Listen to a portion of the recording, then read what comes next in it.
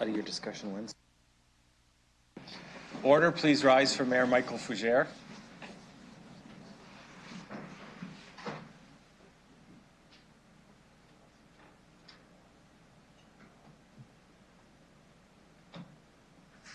Please be seated, everyone.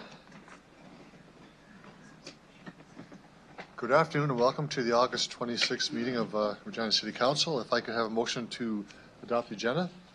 Councillor Bryce. I'll move the agenda at the call of the chair with the changes made by the city clerk's office. To the revisions, let's go to seconder, please. Councillor Bresciani, all those in favor? Opposed? Carried. And the minutes from the July 29th and August 6th meetings of City Council. Motion to adopt those. Councillor Frondura, seconder. Councillor Hawkins, any discussions or omissions on the minutes of both meetings? All those in favor? Opposed? Carried. So we'll move into delegation of advertised and public notice bylaws and related reports. We have 3 delegations related to the medical clinic at Canterbury Place at 1651 College Avenue. First delegation is Mr. Lauren Yagelinski.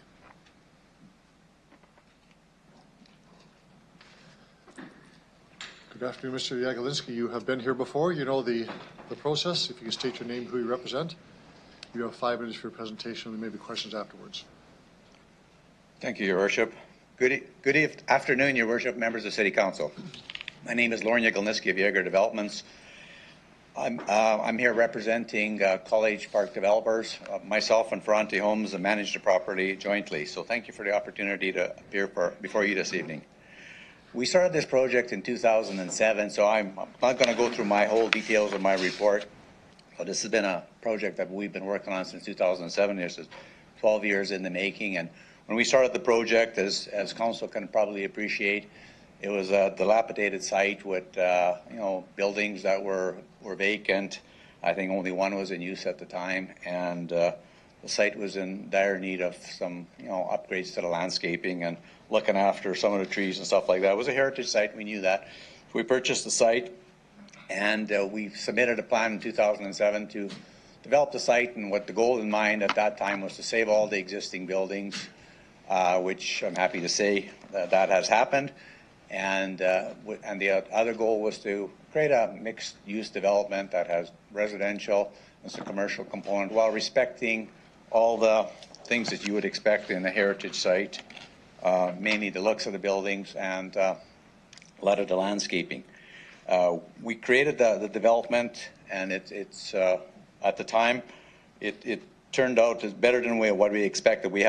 Presently we have 600 units of seniors in the development, 145 condos, 44,000 square feet of commercial, 20 businesses, as well as additional businesses in the 5 buildings that that have been repurposed.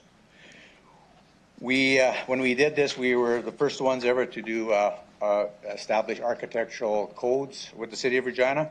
I stand to be corrected. I don't know if this has been done before or have been done since to guide the development, and we were happy to do that. That it created the opportunity to do a lot of extra things that on the architectural controls to make the buildings stand out and have that heritage value. When we developed the site, as you can appreciate, in 2007 it was a vacant site. You try and do your best guess of what potentially all the uses are going to be, and I think we did a pretty good job on getting most of that right. There was a small site at the corner of Halifax Street and Anson Road that at the time we thought would be a perfect spot for 4 or 5 little houses. There's some trees on the site, and we thought that would be a good spot to have a few houses that we could mix in with this development. Going back number of years, we've had various people look at the site, and we've tried to subdivide it into various lots. Because of the existing trees that are on the site, it's a very short site. We would have to access College Avenue, which is not allowed, so we'd have to come off of Anson. We'd have to back the houses onto the street, which would in turn mean we'd have to remove most of the trees. So in the last June of last year, June of 2018, we were approached if it's possible to do a medical clinic on this facility. that we've been working on for a number of years. We looked at it. We met with the city planning department, and hence for our meeting here today, it's taken us a little over a year to actually get before City Council here today. We worked through the various things that we had to. Particularly, this site has quite an extensive tree cover in there, so we had to work very diligently, and it was hard to actually fit a building on the site, but we did, and we managed to save, I'd say, 98% of the trees. And working through the architectural codes that I mentioned earlier, we've got basically a brick facade building on all four sides, and it's a great use. I think in 2007, if we could envision having a medical clinic at this site versus four houses, I think that would have been on the plan right off the bat. You just have under a minute to go. Okay, so with that in mind, we'd like to thank the administration and worked very hard with us to bring this application forward. And we would ask City Council support so that we can get this building going before it frees up. So with that, I'm open for any questions you may have. Thank you. Thank you, Mr. Jagielski. Are there questions of the delegation? Councilor Massanelli? Thank you. Just curious, City Council. Just curious, you mentioned working with administration for over a year to get this off the ground and rolling. You thanked administration. I take it the dealings worked well then for a complex heritage site with lots of trees. It was quite a process. Did you find it to be moving forward all the time? Through you, Your Worship, yes. I mean, it is a process. It's a heritage site, as you can appreciate, when you're dealing with trees and things that are live like that. It's not an easy process, and we initially maybe underestimated how long that would take to deal with issues like that. But yes, the administration was very good in dealing with that. It was quite a lengthy process, but we're certainly happy to be here tonight. Do you see a need for that length of bureaucracy, all the steps necessary throughout the process? Through you, Your Worship, obviously, being in the development community, we like to see bureaucracy as short as possible. I understand. It's something that's taken a year to get it before you're here today. It's probably, in my opinion, a little longer than it should take. But on the other hand, it's a complex site, and we realize that we're the ones proposing the change, not the city. So understanding the dynamics of that, we're still happy with the process and being able to be before you here tonight. Thank you very It much. always would be, in my opinion, it's always nice to have it done a little faster. But in a complex site like this, I can understand it taking a little longer. So we appreciate that. Thank you very much for sharing your opinion. Thank you, Councilor Massanelli. Councilor Bryce?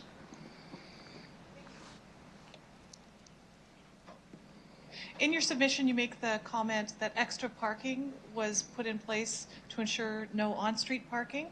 So can you elaborate a bit on that, please? Yes, through you, Your Worship. Basically, when we designed the street, we designed sidewalks on both sides.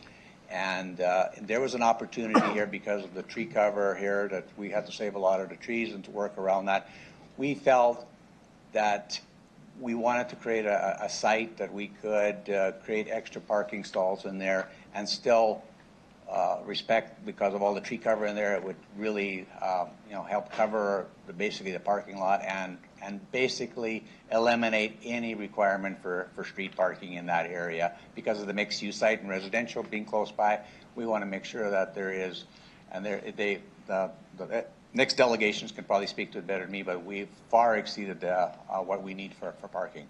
Thank you. I'll ask those questions as well next. Thank you. Thank you, Councilor Bryce. If there are no other questions, you can return to the gallery. Thank you, Mr. Jagielski. Thank you, Your Worship, City Council. Our next delegation is Dr. Jordan Butchko.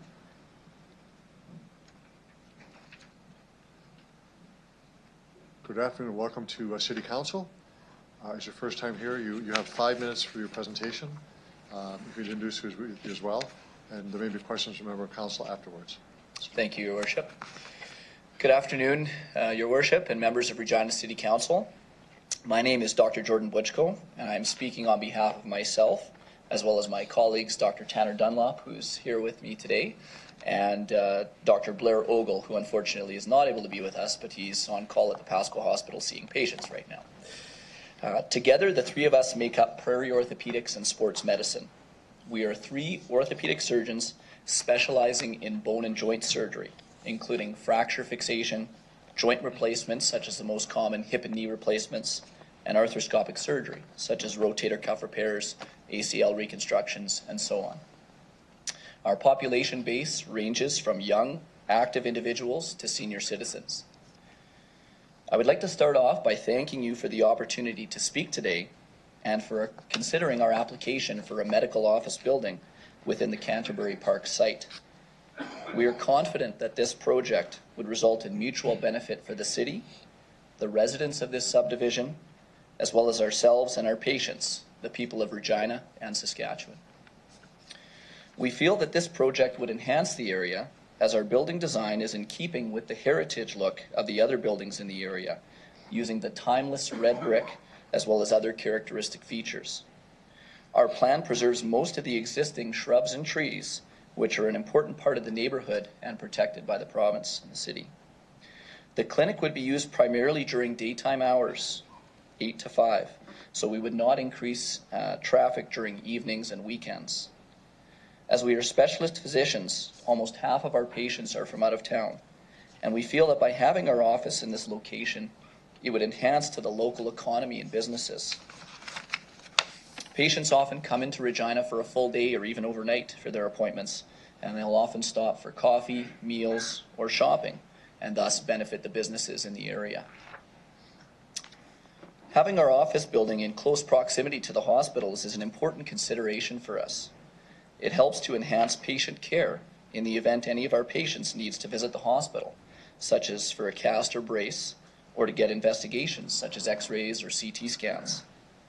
Moreover, it is easier for us to get to the hospital on our academic rounds and meetings, and to make rounds on patients who are admitted. The office would be easily locatable and accessible for patients, and by having our office in such a beautiful and historic area, it would no doubt add to the patient's overall experience. Dr. Dunlop, Dr. Ogle, and myself were all born and raised in Saskatchewan. We have completed almost all of our training in this province, and we hope to stay here for our careers here in Regina. We are not a big corporation from another province or country looking to move in and take over. We are local physicians committed to improving the health of our residents and to contributing to our community. And we feel that this project would allow us to do both. Thank you. Thank you very much for your presentation. Other members of council who have questions? There are. Councillor Bresciani. Thank you, Worship. Thank you, Mr. Butchko, for coming forward. So I guess as orthopedic surgeons, you could have opened a business anywhere, moved out of this province and not chose to stay here. Can you tell me just a little bit about, you indicated it's going to benefit the seniors that live in that area or the youth. Can you just elaborate a little bit?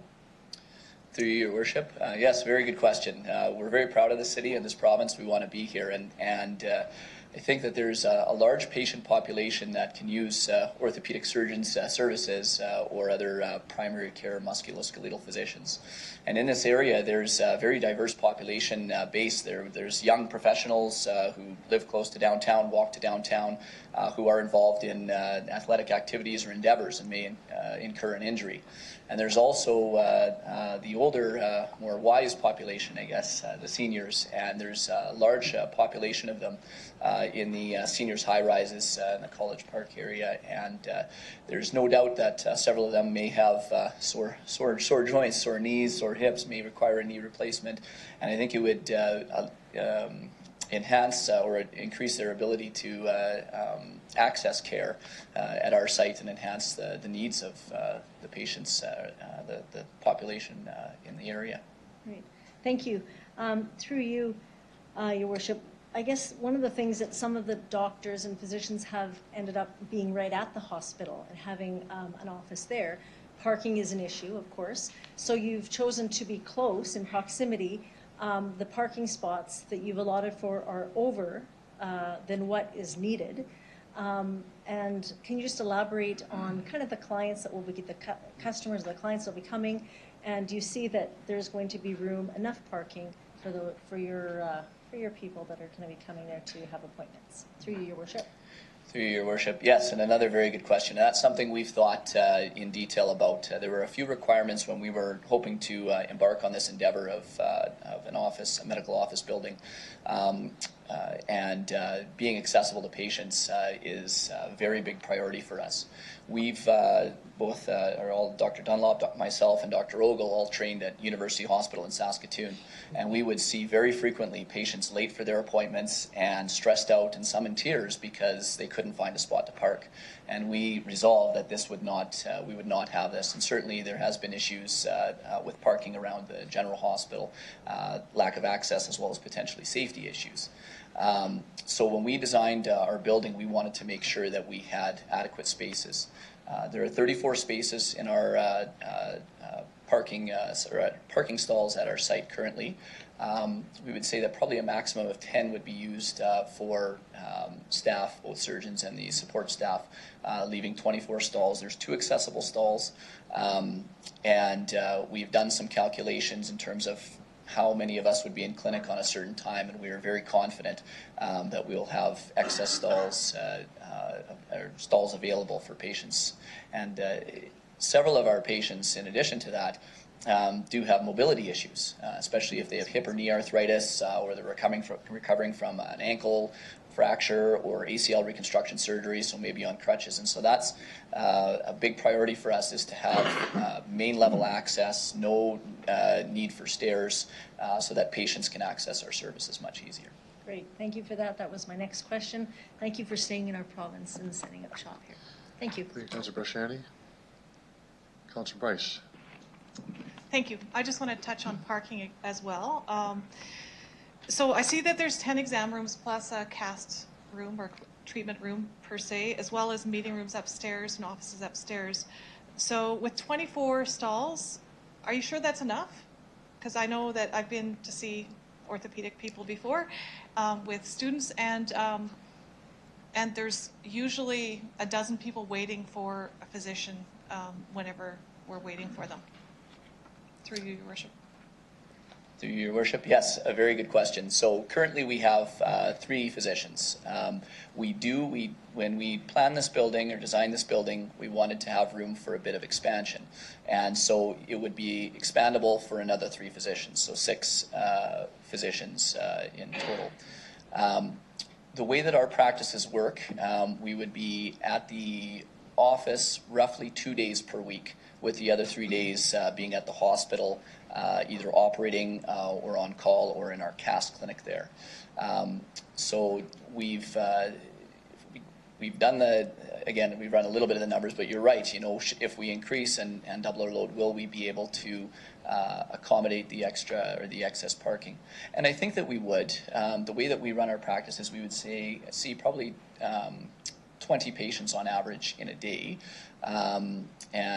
So if you break that down in terms of how many patients would be waiting for their appointment, in their appointment, or just leaving their appointment, and I think that we would be able to make it work, just due to the fact that we're not in the office 5 days a week. It's usually 2 days per week.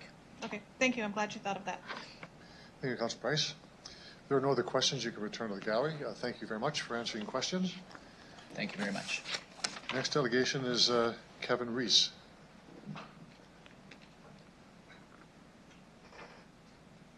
Welcome back to City Council, Mr. Reese. You know the process. Identify yourself, who you represent. You as well have 5 minutes for your presentation. Thank you, Your Worship. It has been a while since I've been here, so it's nice to be back. I don't know if you will permit me, but I do have renderings of the building. Yes, that we was can something get them that from you the would clerk. like to for the councils to share. Mm-hmm.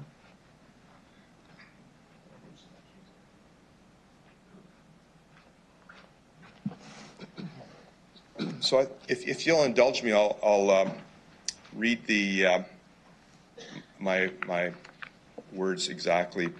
I saw that you had over 1,300 pages in your packet. I can't imagine how any of you could hope to read 1,300 pages in a few days. So in case you didn't get a chance to read it, here it is.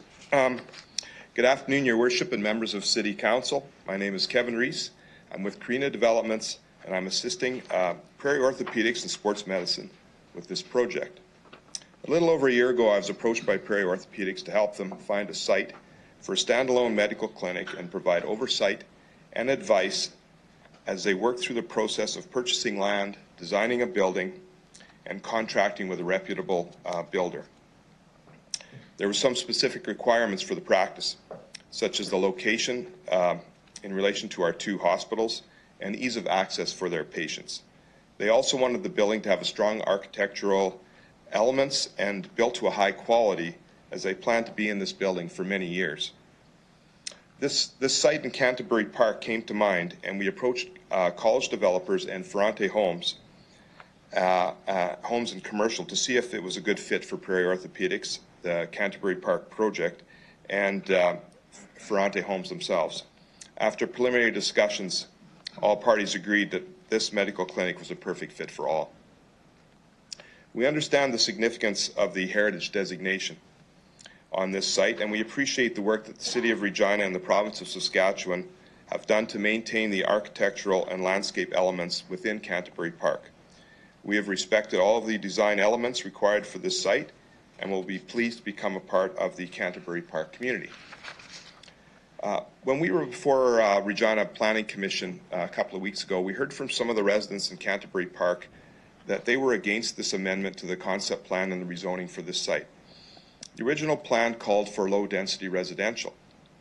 What we are proposing is not a radical change. Their concerns centered around parking and increased traffic.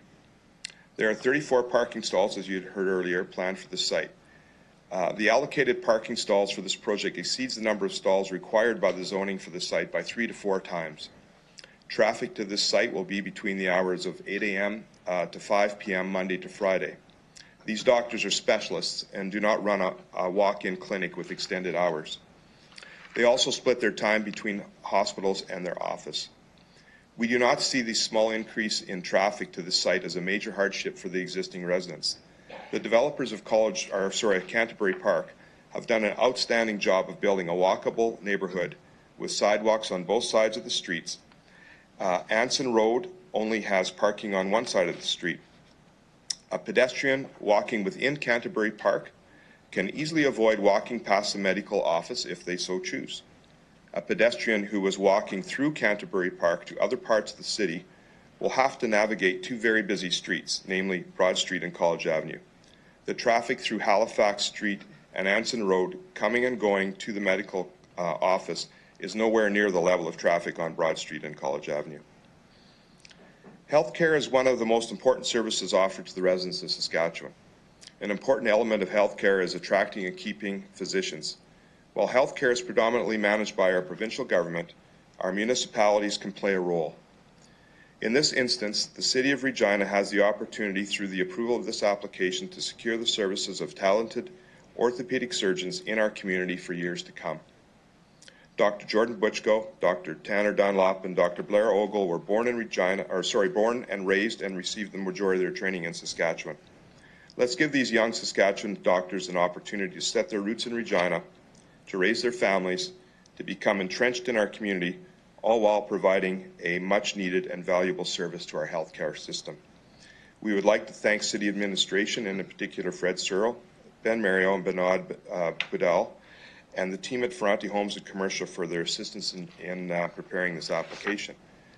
We respectfully request that you approve the application that is before you today. Thank you very much. Thank you, Mr. Rees, for your presentation. There are questions. Councillor Young. Thank you, Your Worship. Mr. Rees, you were here the evening that this was presented to Planning Commission.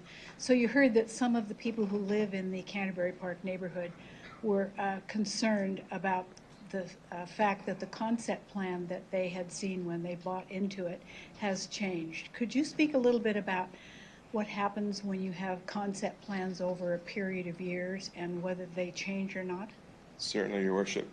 As you know, I've been involved in development for a long time within the city in a number of different projects, and conditions change. Market conditions change. Things come up that you hadn't foreseen. Once you get into the details of your development, you find out that sometimes what you had planned might not work, so you have to modify. And this is the case with the College Park development concept plan. It was envisioned back in, I think Lauren said 2007, and that's quite a crystal ball if you can see that far in advance and anticipate every little thing and then make your development come out exactly the way you envisioned it. It's almost impossible. I've had many concept plan revisions over the years in many developments, and so have all the developers in the city of Regina. So it's just something we have to deal with. With respect to this this site that was originally designated for low-density residential, we do residential development. We know what it takes to have a marketable residential single-family site.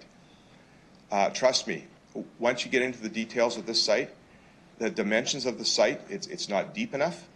When you consider the setbacks that have to be adhered to for the zoning bylaw, it really limits what type of a house you could put on there.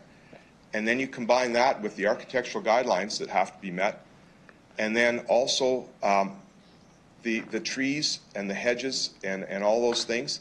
It makes your site so small for a house. I don't know how you would make the economics of it work. So, you know, and that's one of those things that you get into once you start designing. You find that what you had envisioned is just not going to work. So you change gears and you think of something else. And I think this is a beautiful project for this site. I think it's going to fit in terrifically. Thank you, Mr. Reese. Could you talk just a little bit more about the landscaping guidelines that you'll have to follow as part of the heritage of the property? Sure. You know, I don't have, like, I don't know them like backwards and forwards, but I can tell you that in working with the City of Regina, it was very clear that the Carragana hedge along College Avenue was sacred. The trees that were there were sacred. We couldn't do anything. There was a few that even were, you know, suspect as to whether they should be knocked down or not, but we've tried to work around all of that, and I think with Ferrante Homes, Walker Projects, and working with our clients, the doctors, they came up with this site that protects all of that and saves all of those trees. There's just maybe a couple that have to get taken down, and they will be replaced with new ones. Okay. Thank you, Mr. Reese. Thank you, Your Worship. Thank you, Councillor Young. Councillor Flagel. Thanks and welcome back. Thank you. This isn't the first commercial to go into Canterbury, is it? No, sir. Didn't think so. Was there ever talk about, and the way some of the ones, and I know that, but the ones on Broad Street have got commercial and residential on top. Was that ever palatable, or was that ever part of the discussions? Your Worship, I can't speak for Ferrante Homes and for Canterbury Park developers, but I'm sure it was. Yeah. Mixed use, and this is just my opinion now, there isn't a better mixed use site in the city than this one. And you know something? It's been a struggle even in that site. Yeah. Mixed use is a planner's dream. They love that stuff. I'm now speaking as a developer, and I like it too. And in certain cases, it's awesome, but it's difficult. It's difficult to have residential above commercial and make the numbers work and have the right mix of businesses. And you know, we can only have so many coffee shops in Regina, for crying out loud. And while I love the idea of it, I just think it's very difficult. And so, was it considered? I'm sure it was considered. Yeah. And you know what? There's lots of it in Canterbury Park, and it's nice. It's beautiful. Yeah. Good. Do we need more of it? I don't think so. Yeah. Thanks. Through you too, is that Mr. Jagielniski mentioned something, and this would be something you and your client would have probably discussed too, that it's taken over a year to get it to this point. Is that, what do you think? How can we change that? Is that tolerable? Is that the way it should be, or should it be 6 months, or what? Was there stumbling blocks from your side? I guess what I'm asking on too.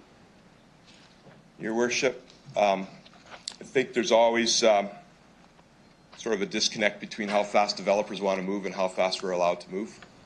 And yes, we'd like it to move quicker, of course. But as Lauren said, some things just need time. It needs time on both sides to think about things, what's proposed from both sides. How do we work through that? I always think it could be done a little quicker, but I think from this point forward, if we're so fortunate to get approval tonight, I think we can probably put the pedal to the metal and get the building application done as quickly as possible and get this building started. That's our goal. So we are where we are today, but we need to move the project along fairly quick from this point forward. Good, thanks. Thank you. Thank you, Councillor Flagel. There are no other, oh, we do have, okay. Councillor Fundura. Thank you, Worship, through you. Good to see you again. Question, the residents were talking about why not access off of College Avenue, and the concern was about access off of Anson Road. Can you give a little bit more why you chose the way you did it? Well, Your Worship, we were not allowed to have access off of College. Okay, So it was just a non-starter. So, you know, there is a drive area available off of Anson Road. We've allowed for that drive-through at the bottom part of the site there. So, you know, you couldn't come in off of Halifax either. So we were very limited. The west side is all trees, and it's joining another parcel. So our only choice was to come in off of Anson. And then working with the city, they allowed the building to be moved forward with minimal setback. That was allowed in the zoning for this site. And so that by moving that building forward closer to Anson Road, that's what gave the opportunity to create the parking area for the 34 parking stalls and save the trees. Okay, through your worship, because the resident understood that fact, because there's some concerns raised here that there were several different against the proposal. Did the residents understood the fact that you couldn't come off of College Avenue? This is the way you could have done it. I don't know if they fully understand that, but they certainly heard that. The delegations that appeared at Plan Commission did hear that. And of course, with sidewalks on both sides of the street, and parking only on one side of Anson, you can avoid that. You can actually avoid the whole access into the medical offices. Okay, good. Thank you. Thank you, Councillor Fundura. Thank you very much. You can return to the gallery, Mr. Rees. We're now ready to look at the report, which is a OCP amendment and bylaw amendment, discretionary use application for the proposed medical clinic on College Avenue. Councillor Young. Thank you, Your Worship. This recommendation from Regina Planning Commission actually has two parts to it. The first is that it would amend Design Regina, the official community plan, by adding a new clause that a standalone commercial development shall be allowed in low-density residential policy area at the discretion of council.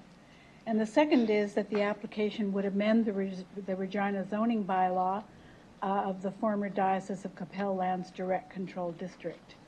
The other things that are part of this recommendation is that it has to be consistent with the plans in the report, and that the existing landscape areas with heritage significance are maintained, and that the architectural control district overlay zone is referred to. One of the things that was mentioned is the setback on Anson Road. No buildings in that area have a setback because the neighborhood plan policy wants it to be pedestrian-oriented buildings, commercial or residential. And so I ask for concurrence with Planning Commission's recommendations. A seconder for this, please. Councillor Bresciani. Discussion on the application.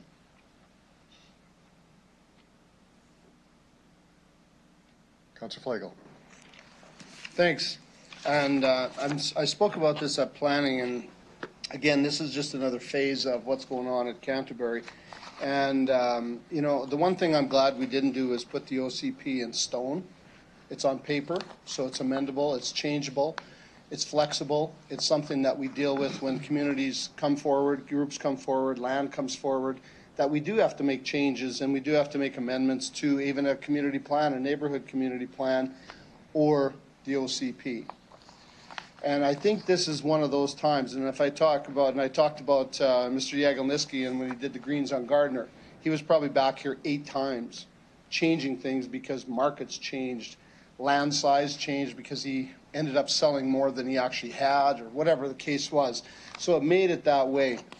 this particular plan is, I think, fits well. It was a great discussion at planning about the removal of trees, no access from College Avenue, slowed traffic on Anson, sidewalks on Anson, et cetera, and it's going to be a complement to the redevelopment of St. Chad's building when that one takes effect and is housed and completely filled with whatever they're going to fill it with, and restaurants and all the rest of that.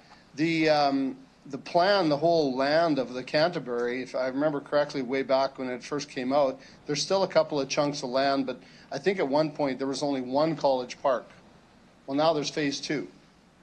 And the one thing I'd like to see, and this is for the Fiorantes and everybody else, is that you build those 2 office towers, those 2 condo towers that were presented, and one is named Joe and one is named Vince. And do that because they've done a great job with this project.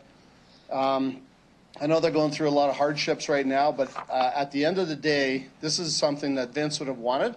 And the whole project is about Joe and Vince and the rest of the delegation and the family and all the developers that have helped to bring this vision forward and solidify it as a cornerstone of the city of Regina. And I think it's a great idea. There's one more big chunk of land on the corner of College and Broad, and I'm just kind of excited to hear what comes forward at some point. But look, think about those 2 condo towers. I think it'd be a great asset.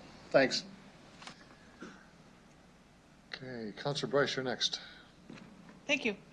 I'm glad to see that we have young people in our community willing to invest in our community and stay here. So that's number one. So I'm happy to see this come forward and happy to have orthopedic surgeons here in town who want to be here and want to expand. So that's exciting for me. And I'm also really glad that they took a really good look at the parking and what the needs were for this, not just now, but in the future for expansion. So I'm in support of this. Thank you. Thank you, Councillor Bryce. Other speakers? Councillor Rosciani. Thank you, Your Worship. I rise in support as well. I think tonight you can see by the support that has come forward from the community and the development community, this has been a long haul. And when you look at the plan, and again, hearing from the delegations that spoke of the importance of care for the patients, it's about the location. And I think that is key. Sometimes we forget that. And I'm so glad that it's not going close to the hospital because the parking is atrocious there. So tonight, when we see this and we've got extra parking stalls, it's accessible. And I think the location is absolutely perfect for the community. So again, I just want to say thank you for the work, the commitment to make this a project that I think is going to be a beautiful asset. Being dedicated as heritage. Thank you for all of the work that you've done. Thank you, Councillor Bresciani. Other speakers? I would just add this is a very good project and a beautiful subdivision that's been built, so I fully support this. Call the question. All those in favor? Opposed? Motion's carried. We'll move on to our next delegation about 1230 Broad Street. The first delegation is Matthew Woodall.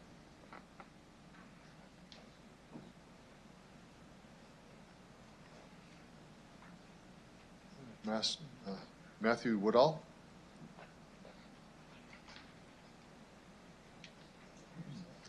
Don't believe Mr. Woodall's here. He may have stepped out, so perhaps we'll just leave that for a moment and he may come back in. The next delegation listed on this is John Hopkins.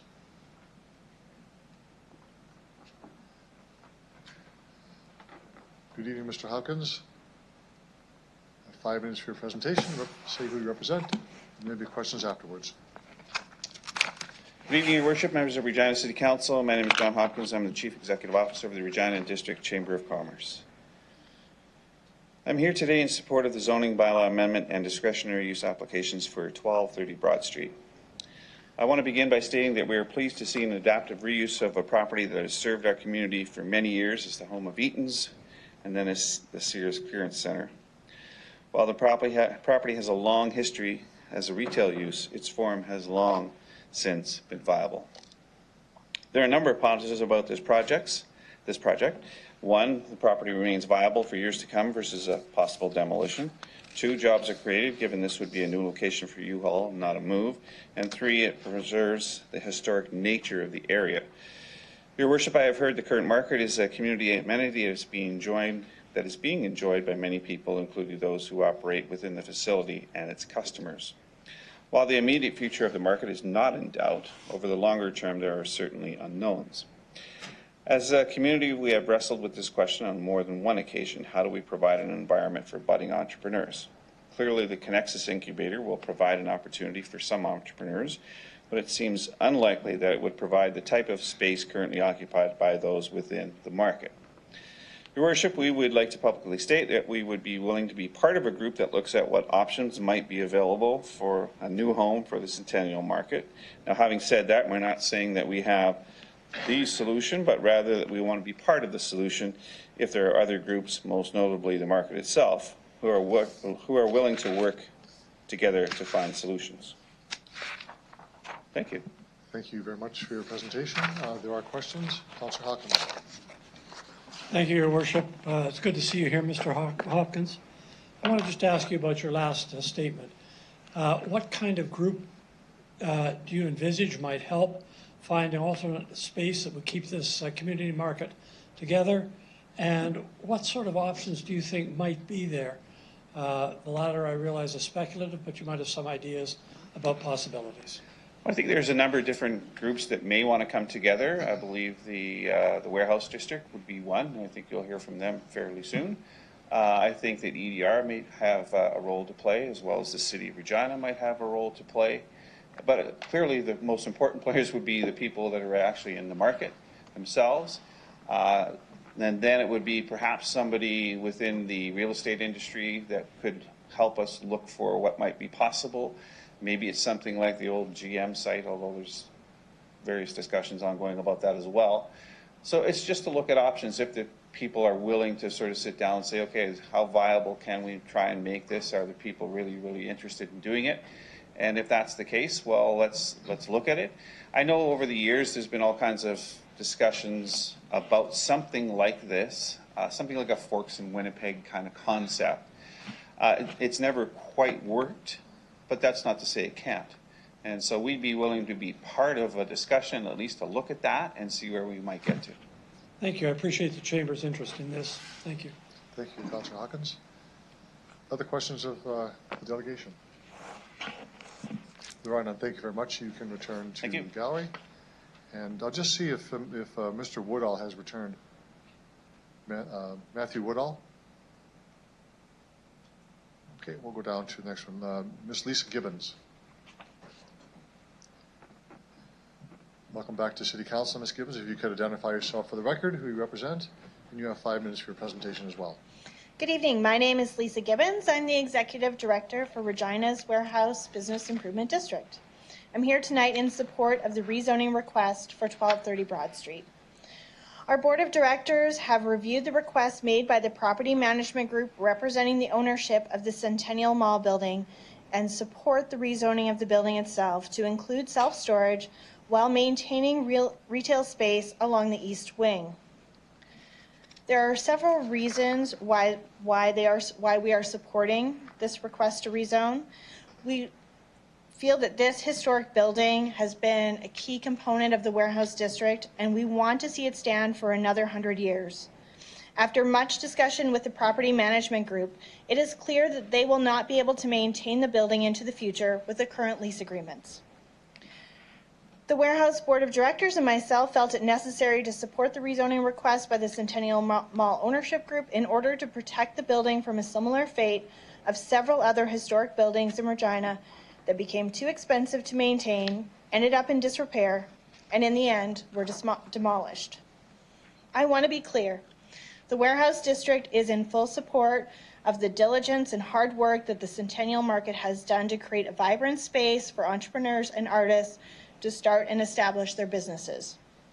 Our hope is that a transitional plan can be put in place to keep these businesses in the building for the next few years while a business case is developed and an alternative location can be found. In 2017, the Warehouse District held a facilitated workshop to help markets in Regina grow and develop sustainable business plans. We would once again consider this approach for the Centennial Market along with other partners. Thank you, and I'm happy to answer any questions. Thank you very much for your presentation. Other questions of, yes, there are. Councillor Hawkins. Thank you, Your Worship. Ms. Gibbons, thank you for appearing. I especially appreciate the last sentence in which you say that you're willing to work to help find an alternate space. Can you describe the plan that you mentioned before that you've used and how that will be adapted to help this group of market owners find collective space? Certainly. So in the past, we've brought together the different markets that appear in our city and held a facilitated workshop so that they could perhaps grow together and instead of in competition. And what I think the next step here is some formalization around the Centennial Market. So they need to themselves come together, form a board, create their own strategic plan. What is it that they want for themselves in the future? And that will help us, along with EDR and the Chamber, support them as they grow and look for retail and commercial space. Would the Warehouse District be able to help facilitate that kind of coming together? Certainly. Thank you very much. I appreciate that. Thank you. Thank you, Councillor Hawkins. Councillor Stevens. You spoke about the fear, the legitimate fear you have about the building kind of falling into disrepair if there's not a new tenant that can pay the rent. In your mind, what's more important and what aligns more with the vision you have for the district? Is it the Centennial Market and the walkability and the diversity, or is it U-Haul, which essentially would be a giant warehouse? Is it either or? Is one actually more compatible with your vision? I don't think this is a yes or no question, and I think adaptive reuse is not a straight line. So yes, the big goal would be great to see that building subdivided. I'd love to see a brewery in there. I'd love to see a whole bunch of great things in the Centennial Market, keep that as their home. But sometimes we have to think of things in a generational view. And so this may not be something that's solved in my lifetime, but hopefully in the next generation, we can see the adaptive reuse going into that Centennial Market, the walkability. And I think U-Haul is going to be a good partner and maintain the building and really steward it towards that. And we're going to work with them so that it's not just self-storage. And we hope to perhaps create a pocket park and still activate that parking lot. Okay. I'll ask us of the subsequent delegation as well, and you mentioned it. Is there a commitment from U-Haul to do, as they seem to be saying here, that they're actually going to invest in the facade and in the heritage nature of the building? Has there been money on the table? Is there a guarantee? Where are we going? I think in terms of that, if we're talking about facade renewal, that is where we look to our folks with the building permit and stewardship from the City of Regina. And I think they've submitted those plans and they would be held to account. Terrific. There seems to be plenty of opportunities in terms of space in the warehouse district amongst many other areas. Can you imagine a building currently that would house the Centennial Market to fulfill what it does in terms of facilitating walkability? At the current lease rate that they're paying,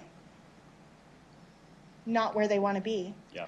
I think that requires a building owner who's willing to give perhaps an agreement with the City of Regina for leniency on property taxes. I think that requires a bunch of partners to come together.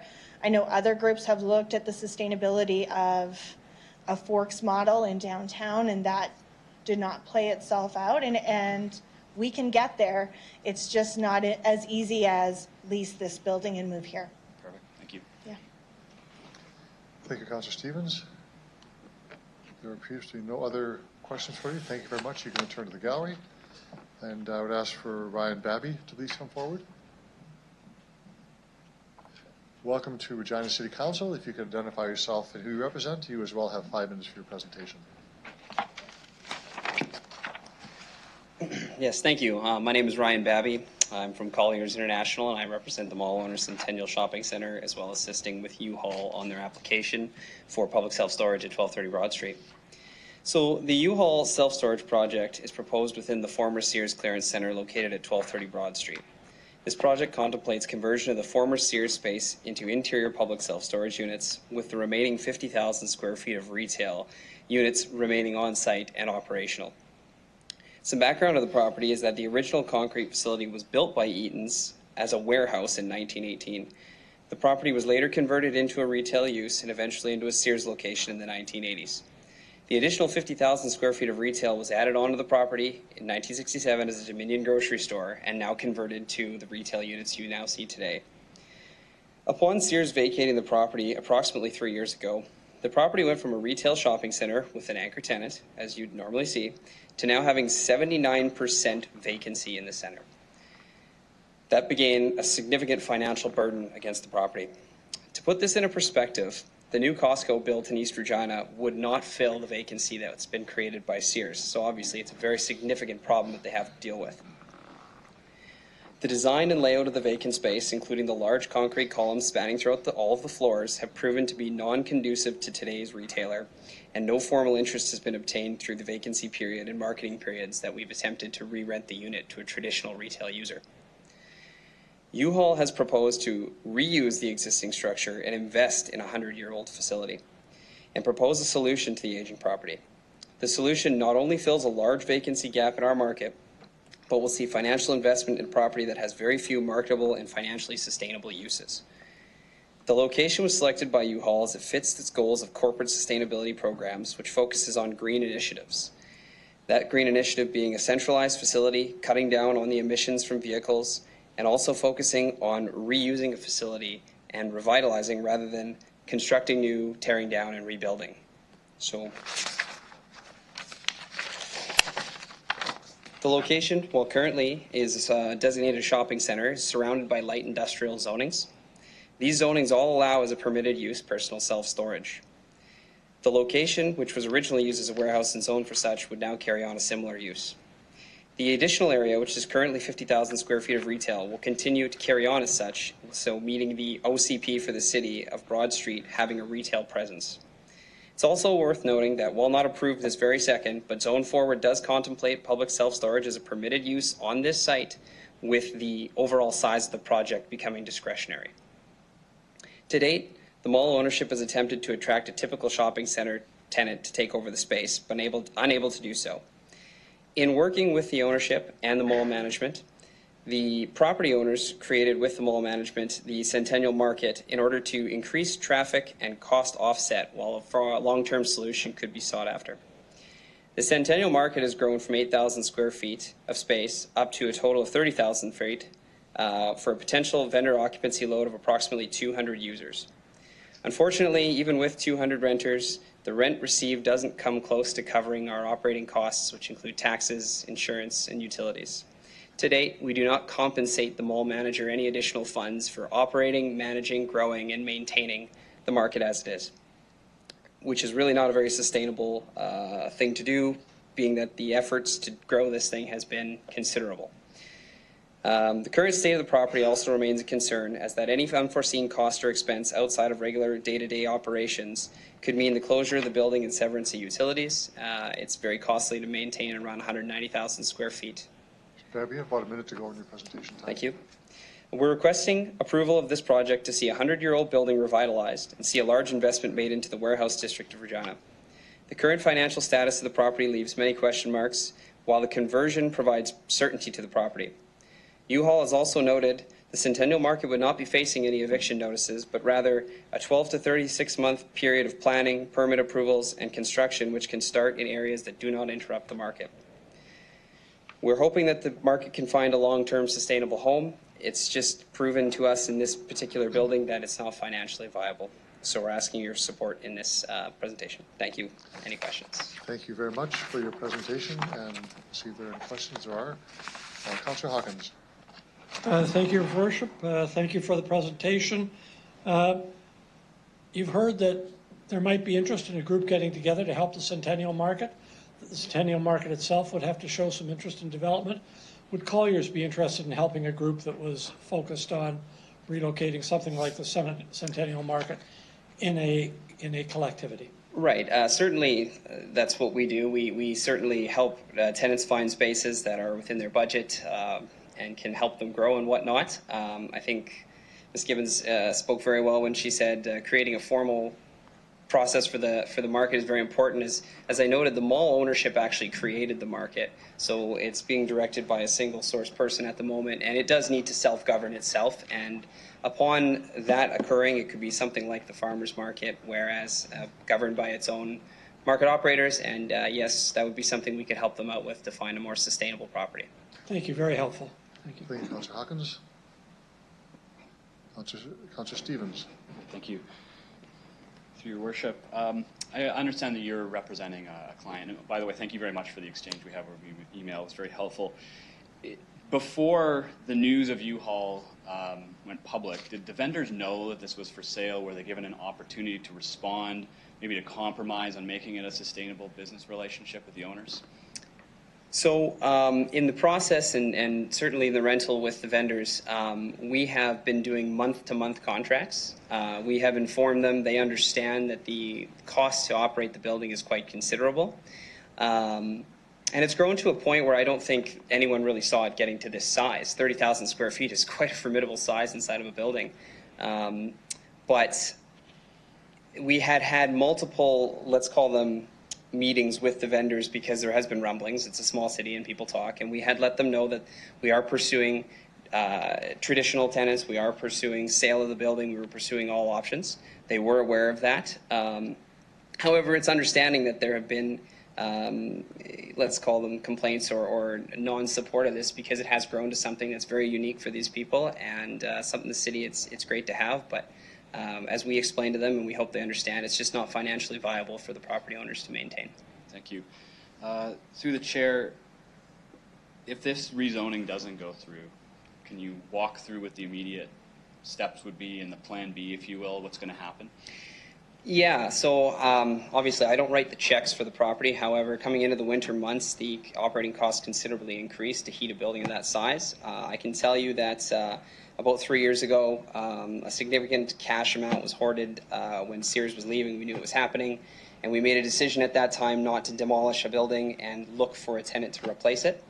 It's taken us a long time to get that done, but we have burnt through those cash reserves. It's to the point where if there were any major renovations required, I don't think that, we've been making cash calls to the actual owners of the property, and whether or not they choose to do so would depict if we could carry on. And there's a significant chance that demolition would be the option because it would save a significant tax dollar and operating cost, carrying cost, because the rest of the mall can function, but there is an 80% vacancy that it just weighs it down.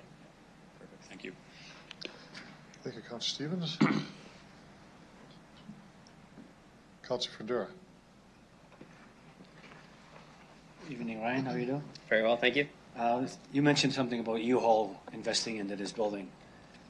So is there going to be a significant investment from U-Haul into this community then, in your mind? Yeah, not only just their own internal build-out, which would be self-storage units, they have submitted plans to the city showing facade upgrades, addition of windows, upgrading of the general property grounds, increased landscaping. You know, they're a large U.S. company, and it's not, they have an image. They have a very strong public image, and that's something they want to maintain. They're good community partners. They have, you know, it's, I get noted here that we've been working with council for quite some time as well, not council, my apologies, administration, to fulfill those types of requests and asks of us. And there would be a significant increase in maintenance to the property as well as upgrades, yes. Okay, to your worship, then you mentioned about utilities are high, you know what the old building, the old boilers will do. Yeah. Is the U-Haul and the properties are preparing to efficiently upgrade to the future next stage of heating systems and all? Yeah, great question. So at that stage, that particular point has not been, let's say, discussed, mainly because we have a zoning and a use issue to deal with first. Building permits, exactly what will happen on exact renovations, what systems would be upgraded, that's like the next step. But certainly I can imagine keeping your operating costs low is one way to keep profits high, so I would expect there would be some upgrades to come. And I should have asked Ms. Gibbons about the employment in the area then. So it would be boosting the employment in your. Yes, we have had that conversation. We're realtors by nature. I asked if they'd like to sell their old building, and they will not be relocating, they will be adding a facility. So it will add to new jobs into the area. Right on. Thank you. Thank you, Councillor Fundura. Councillor Young. Thank you, Your Worship. Thank you, Mr. Baby. When you spoke to Planning Commission, you painted a picture for us of what it would look like when it's completed. So could you tell us a little bit about the kind of clients that you would serve in the storage area, and what would be happening to the parking lot in the U-Haul coming back? Yeah, so parking is obviously one thing we dove right into, as it's always important on these sites, and the site will maintain without any variances the applicable parking codes. All of the U-Haul activity in terms of return of trucks, shunting, things like that will happen away from the retail side of the mall. That'll happen on the west side of the property. The east side of the property will be predominantly used for the retail shopping customers, the clients, and some advertising of the U-Haul trucks parked along Broad Street as they currently do today. Speaking towards the type of customers, we do believe that a centralized facility like this is going to provide great benefit to many different people, from residents in the area. I know that the rail yard renewal has as small, apartment-style units available. There's not a lot of stuff you can store in a small unit. This is a great addition in off-site storage. Downtown businesses will be able to utilize this. I personally know that a charter bank rents 2 floors of office tower space and stores documents in it. It's quite costly. It's much better to do that off-site in another facility. Us as a real estate company, we were mandated to keep records for 7 years. We don't need to do that on-site. These are all services that can be utilized close to downtown. So you'll see businesses, you'll see everyday people. U-Haul has quite a great initiative for recycling. If you have an old chair in your unit, you don't want it, you can kind of leave it take an item, leave an item. People will exchange. It becomes almost like a community aspect itself. So you'll see all walks of people utilizing the service. Okay, and you had mentioned that trucks that are being returned will go to that lot in the back, but they don't stay there. Yeah, so no trucks are maintained or washed on site. That's not done there. That is done in the other location in the traditional industrial zoning. So it's really just, think of airports where you drop off a rental car, you bring it back, drop your keys off, you leave it there, a U-Haul employee takes it off site. But we have created a full shunting area so that it's not affecting any of the other parking on site. So it'll all be designated and specific for that use. Are you aware of any other warehouse sites like this that are heated, winterized? In terms of like this one? Like this one? I mean, not warehouse, so to speak. One of the defining characteristics or issues of this building is, as I mentioned, the posts on the inside. Most warehouses are more clear span, wide open type areas. Are there a lot of options? Not really. Okay. Thank you, Your Worship. Thank you, Councillor Young. Appears there's no other questions. You can return to the gallery. Thank you very much for presenting and answering questions. I'll just check one more time if Matthew Woodall is here. I have a motion to receive and file his communication. Councillor Bryce, seconded by Councillor Hawkins. All those in favor? Opposed? That's carried. We'll move on to the main report from the Planning Commission. Councillor Young. There are two proposed amendments for this. The first is to change the Regina zoning bylaw 9250 so that it would be amended by adding public self-storage facility as a discretionary use within the designated shopping center zone. And the second is that a discretionary use application for the proposed public self-storage facility at 1230 Broad Street. Can I have a seconder for the report, please? Seconder, Councillor Barshani. I think I would add that there were several people from the market who were here to speak to Planning Commission, and it was really a positive response to them from all the people that were involved, from the owner of the building to the city to the warehouse district. All wanting to help them find a place where they can have this type of business. And I think we heard about that this evening. So I think that they were heard, and they were responded to. So we ask for concurrence with Planning Commission, Your Worship. Thank you, Councillor Young. Councillor Hawkins. Thank you, Your Worship. I rise in support of the recommendation. We have two uses here which appear to be competing. One is a desire to save a heritage building and to find a use to which it can be put. The other desire to save a centennial market, which is important to the community. And I think through the delegations we've heard tonight, we see a way of resolving that. First of all, we cannot continue the centennial market in the building and save the building. It's clear from what has been said and even from the sentence in Mr. Babby's report, which reads, unfortunately, the revenue received from the venture does not come close to covering the operating expenses and utilities and taxes of the Sears portion. So I'm pleased that there is an alternative now in the U-Haul proposal. In terms of saving the centennial market, there are people here that are ready to help. The Chamber of Commerce, the Warehouse District, Colliers and others, I'm sure, would step up and help the group of people running the market, which is an important market, form themselves into a group which can go out and find appropriate space. I think that's the best option for what we have before us, and I'm pleased to support the motion. Thank you. Thank you, Councillor Hawkins. Councillor Murray. I'm also in support of the recommendation.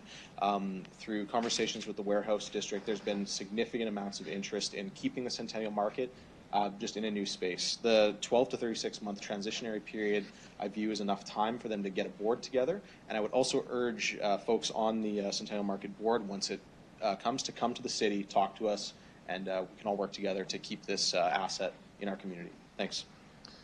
Thank you very much for that. Councillor Stevens. Thank you. Through the chair for administration, there's a lot of talk of this being a heritage building. Is it a designated heritage building, and does it, would it be could it access the tax incentives and whatnot with renovations? Ms. Harlock? Through your worship, it is not a designated heritage building. Okay. So if it was to go forward, it would have to go through the application process, and we would have to evaluate it. Thank you. Is it on the holding bylaw? Ms. Harlock? Through your worship, I am not sure offhand. I'm not sure if Mr. Searle. I do not believe so. Your worship, the property was not on the holding bylaw or the list of historic places at this time. Thank you. So if this purchase goes through, theoretically, U-Haul could actually just demolish the whole building. Is there anything prohibiting it from doing so? Even though the talk is about heritage, there is no formal compliance mechanism here.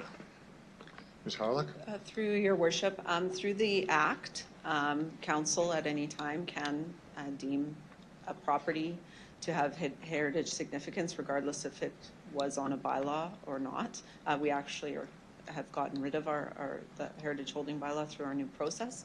And then we would go through that whole process similar to what's happening with the Cook residence. Thank you. Through the chair, through administration and that process, could it be done with an amendment to this report in terms of actually doing the work to evaluate its heritage status and potentially applying that to this building? Ms. Harlock? Through you, your worship, I'd recommend that if council were to consider that it would be a separate thing that would be brought forward to council for consideration at that time. As a standalone motion, specific to this building? Right. I think there's kind of two issues here. There's the discretionary use application and that process, and then there's whether or not there's heritage significance, and that's a whole other process. So that would be my recommendation. Thank you. Another question here in terms of zoning and compliance. If the rezoning goes through, would the Centennial Market be non-compliant? So in other words, can the Centennial Market operate as it is if the rezoning goes ahead? Ms. Harlock? Through your worship, I believe that wouldn't be a problem, but I'd just ask Mr. Searle to confirm that shouldn't be an issue. Mr. Searle? Your worship, that would not be an issue. It could continue. Yeah. Perfect. Thank you. Thank you, Councillor Stevens. Other speakers to the report? Councillor Young, do you wish to close debate? Okay. I'll call the question on the report. All those in favor? Opposed? Motion's carried. So we'll move into bylaws, and I'll ask Councillor Bryce to move a third reading on the Regina zoning bylaw. Thank you.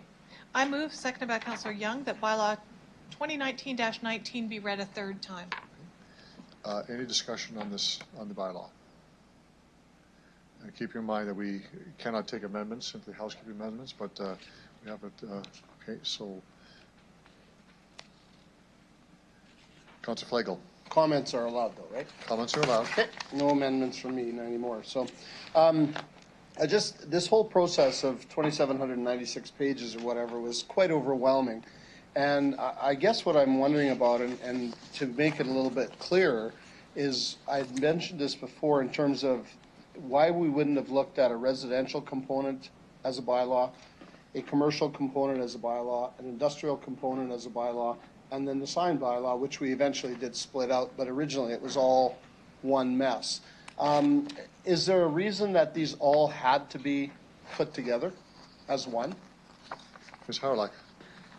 Through you, Your Worship.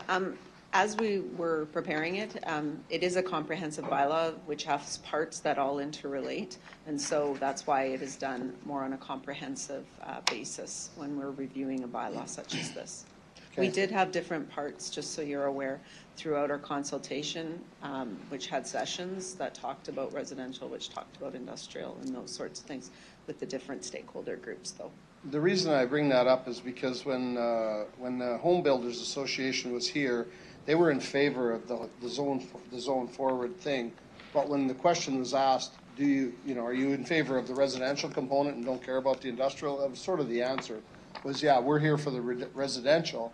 And then we had people that were only here for the commercial. And here we are sitting, we have 4 components that I just identified, and we have 1 vote. As opposed to, we maybe don't like the commercial stuff, but we like the residential stuff. We don't have the choice to vote on each individual, and I think that is in fairness to us, because we know there's controversy on the commercial and industrial side. We don't have an issue with the residential side. I just think that was something that we could have had, and I think we should have had a better discussion about that, because I don't think we put the right proper agenda together for us to have a single vote on the whole 2,796 pages, because there's so many different components that we should have been voting on individually. That's just my opinion, and I don't like the whole idea of it, and I'm going to have trouble supporting the whole zone forward. So, thanks. Thank you, Councillor. Councillor Murray. Thank you, through your worship. I share some of the concerns that Councillor Flagel has around sort of the omnibus type of bill bylaw that this is, of being 2,700 pages. There's a ton of merit in the vast majority of it. So my question is at this point, if it were to pass tonight, 1 year after implementation, there will be a supplementary report we receive. Could I get an idea of what that report is going to entail, what kind of detail it's going to go into, the amount of, sort of the metric of discretionary use applications we may receive? Ms. Harlock? Through you, Your Worship. Definitely every year with the existing bylaw, we have brought forward reports to council about amendments and items that we feel that we are hearing from the community or experiencing as we use the bylaw to make recommendations to council to make any changes. Obviously, between the day a bylaw such as this gets approved, the next day we're going to find perhaps issues with it and all of those things. So before the 1 year, if we find that there's some issues with it, we would be bringing amendments forward sooner. As I've indicated before, the zoning bylaw is the one bylaw that gets amended almost every month. You just did some rezoning applications, that's amending the zoning bylaw. So it's a bylaw that's a living document that we use, and as we use it, as different people have stated through the consultation, we will find things that we need to amend, and we'll bring them forward as quickly as we can. But right now, I think it's a good starting place to moving forward. The report would have all of that information. It would give and provide council with statistics on what we're seeing with respect to number of applications and those sorts of things. Sure. Would you go into some detail about what the community feedback mechanisms would be, or just our traditional ones that everyone uses daily? Ms. Harlock? Through you, Your Worship, we definitely provide feedback with what we're hearing from the community as they're navigating it. One of the things that we've been doing is providing, it's an education tool with a new bylaw. We want to make sure we have education tools with respect to interpretation and those sorts of things. So as we move forward, as we start working with the bylaw and working with the development industry and individuals as they're going through the process, we'll be making different tools to help people guide them through the process, and we can provide that information to council. Okay, I appreciate that there's going to be an education component because of how large this is. Thank you very much. Thank you for that. Next speaker is Councillor Bresciani. Thank you, Your Worship. So just to add on a little bit, so we had a core group of businesses that had some concerns in regards to industrial lands. How, can you just walk me, how will that be handled? Would they come then forward to try and have a meeting with city staff, or how do things like that? I guess I need to be able to respond to them as how they can move forward. Through Your Worship.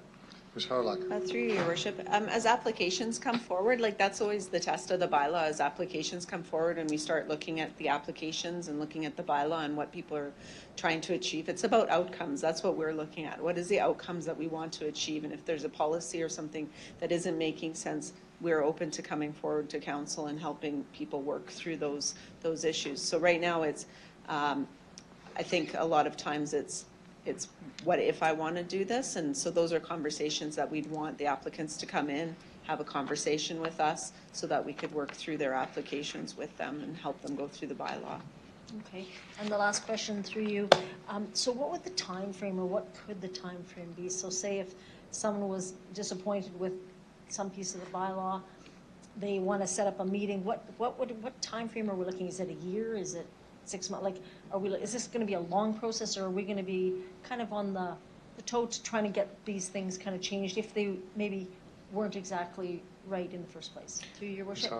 Through Your Worship. Well, as I said, it will be as we're working through application processes. So as we're working through, and if there is an issue with the bylaw or something that we come across, we would be as part of the application. So Canterbury, the one you had tonight, was a good example where we're working with the proponent, and right away we knew it didn't meet the regulations of the OCP, and we worked with the applicant to bring a report forward because they worked with us. We looked at what made sense. We did the consultation, got feedback from the community, and brought a report forward. So it would be a similar process as applications come forward.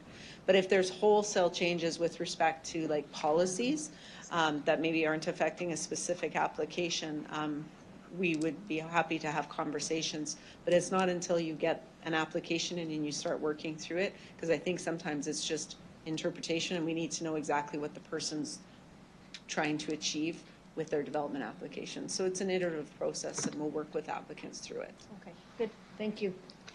Thank you, Councillor Bresciani. Councillor Hawkins. Thank you, Your Worship. I just have one question. What are the next, assuming council gives this third reading tonight, what are the next steps, and when would you expect that the bylaw would be declared and in force? Ms. Howland? Through you, Your Worship. So the next set of processes, if it is approved tonight, the bylaw will be sent to the minister at the province for approval. So they will have a review period to look at the bylaw to see if there's any issues that they might have with respect to the bylaw. If they do, they'll send us back correspondence. We had that recently happen with an OCP amendment where we had to come back to council. So it really depends on what the minister's comments are. If there is nothing, we're hoping before the end of the year. The way the bylaw has been set up, that you would be approving tonight, the bylaw wouldn't come into effect until 30 days after the minister's approval. And so what we would do within those 30 days is do a full comprehensive communication strategy to let people know that it's coming into effect and the date that it would take effect. So unfortunately, I can't give you an exact date because it's really up to the minister and the staff that'll be reviewing it. Very clear. Thank you very much. Thank you, Councillor Hawkins. Councillor Young. Thank you, Your Worship. I would just like to clarify some things about this very, very large bylaw project. It's huge, and one of the things that I was aware of is that everyone in my ward got a postcard in the mail saying how this would affect their neighborhood. I know you did other things to inform people so that they could take a look at it and decide whether they wanted to explore it further. And you came out and met with 2 of our community associations to answer their questions. How many stakeholder meetings did you have? And was it available to look at City Hall? What other things happened to make this available to people? Ms. Harlock. Your Worship, I can start. We had, it was a very lengthy process. It was 3-4 years when you look at the background work we were doing. As we were moving through the process, we worked with the stakeholder groups from community associations to the industry to realtors, community associations, et cetera, to get preliminary information, which then we got a draft bylaw, the first draft that went out for more comments. We took in all of those comments. That created another draft, which then went up for the public. Once that draft was released in January, we did 12 open houses in each of the wards. We had 2 in one ward just because of the difference of the ward. One was newer area, older area. We did that. We sent out letters to everyone notifying them of how they could get information. We did mail-outs, advertising, all of that. We took all of that feedback to create the draft that was went to council on May 1st. And from there, then we had a number of sessions where people could come to City Hall. We went out to the malls for people to ask questions, to get information. And we had, I don't have the stats with me. I wish you would have asked me. I don't have the exact stats. I'm not sure if anybody has the exact stats. We touched many, many people throughout the city through email, phone calls, meeting in person, just to talk about the bylaws, and then meeting with different stakeholder groups. So there was a very large consultation process for this bylaw. And there were some changes made to the bylaw as a result of that consultation with people. That's that right. Correct? Through you, Your Worship. Through you, Your Worship, after the council gave it a first reading in May, we gathered all of that additional feedback, which then you might recall in June we brought a supplemental report asking for additional changes to be made from that additional consultation period. Okay, thank you very much. Thank you, Councillor Young. Councillor Fundura. Thank you, Worship. Through you, just going to make a couple comments here. I know there's a lot of good things in the bylaw. A lot of good things that we did. We adapted things. We listened to people. But there are a lot of issues in it as well too. Large document, lots to read. So the one thing that I stood here before was about the 100-meter separation, and still discussing this with the residents back into commercial or industrial. That still bothers me. So, and then another comment is I wish we would have slowed this down a little bit. I mean, I asked that before. That you know, I mean, I think we're going a little bit too fast. Other jurisdictions, other cities, mentioned few. I could mention 1 or 2 of them. Took them several years at the public consultation to come up to the right decision, the right choice of how the new zoning bylaw is going to affect the residents, the commercial, the businesses, and all that.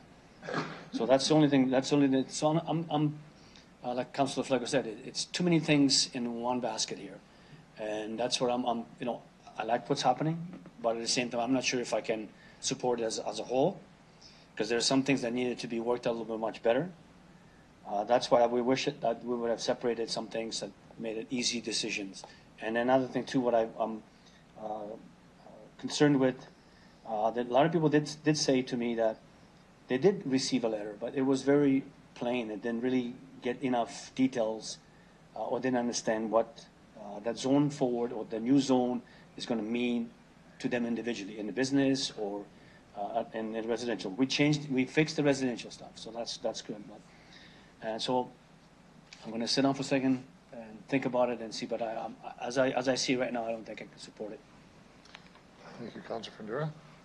Other speakers to the report? Councillor Bryce, if you could take the chair, please, for a moment.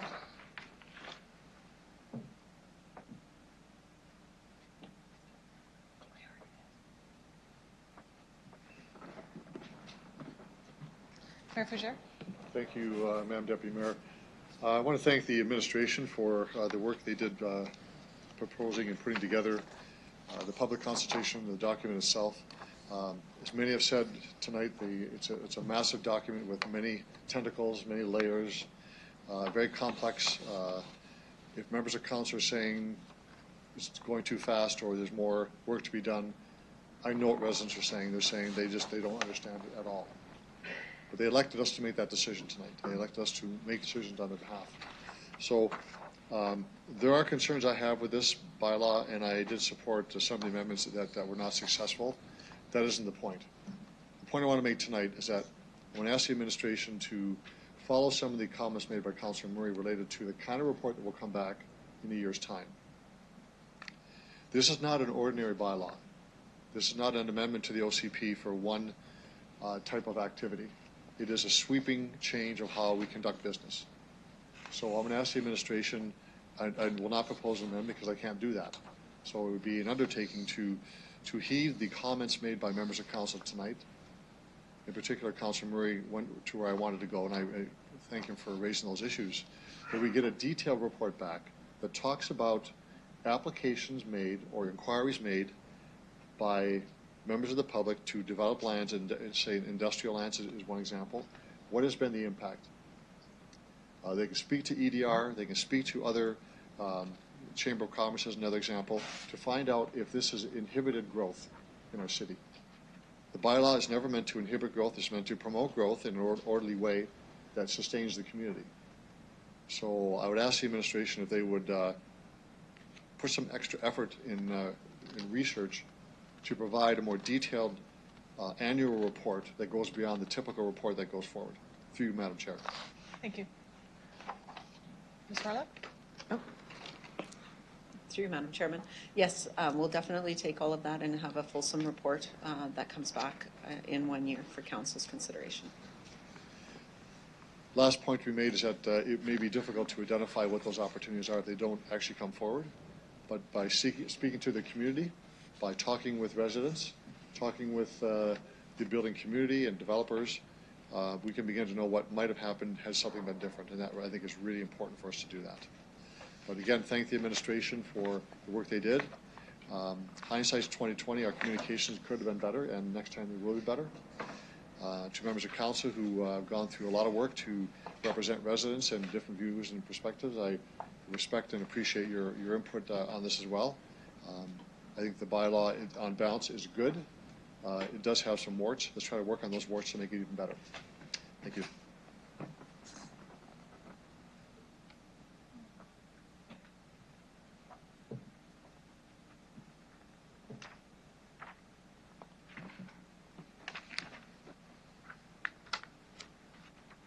No other speakers on the bylaw. I'm going to call the question on third reading. All those in favor? Those opposed? Motion is carried. So we'll move on to the next set of bylaws. I note that in bylaw 39, Councilor Bertrand, you have a conflict, so I'm going to ask that that Councilor Bryce move the first four, and you can stay for those. Okay. Councilor Bryce. Thank you. I move, seconded by Councillor Stevens, that bylaws 2019-42, 43, 44, and 45 be introduced and read a first time. Mr. Chair, Mr. Clerk. Thank you, Your Worship. Council, having completed consideration of the related reports, will now consider the following bylaws requiring a public hearing. Number 219-42 to allow for discretionary use application at 1230 Broad Street. 2019-43 to allow for the sale of buffer lands at 580 Quebec Avenue. 219-44 to allow standalone commercial development within the low-density residential policy area at the discretion of council. And 219-45 to allow for the development of a medical clinic. If there is anyone in the gallery who wishes to address council on any of these proposed bylaws, I would ask that you indicate your interest at this time. There is no one, Your Worship. Thank you, Mr. Clerk. I'll call a vote on first reading. All those in favor? Opposed? It's carried. Councilor Bryce. Thank you. I move, seconded by Councillor Murray, that bylaws 2019-43, 42, 43, 44, and 45 be read a second time. Any discussion? All those in favor? Opposed? That's carried. I move, seconded by Councillor Mancinelli, that council hereby consents to bylaws 2019-42, 43, 44, 45 going to third reading at this meeting. All those in favor? Opposed? That's carried unanimously. I move, seconded by Councillor O'Donnell, that bylaws 2019-42, 43, 44, and 45 be read a third time. All those in favor? Opposed? That's carried. So we move on to bylaw 39. Councillor Brasciani. Thank you, Your Worship. I do declare a conflict as a family member who has interest in land in the towns. Thank you very much. We'll wait for you to leave the room and move forward.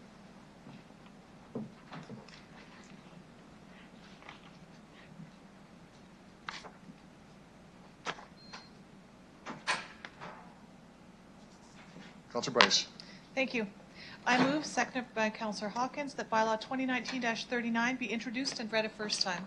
Mr. Clerk.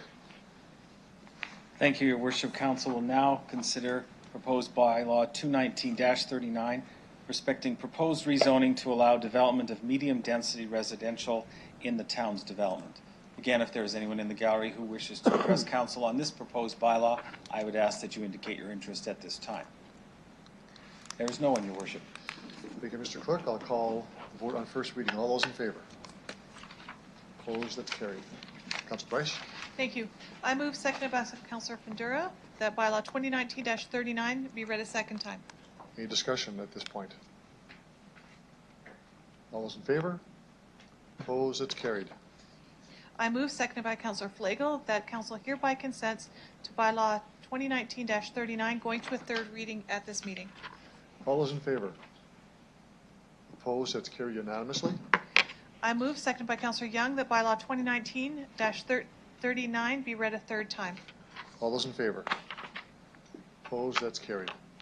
Thank you, Councillor Bryce. So bring in Councillor Brasciani.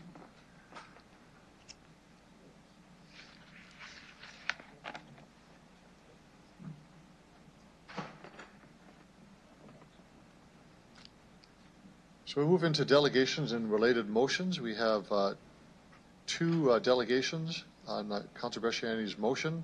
First delegation is Evan Hunchak.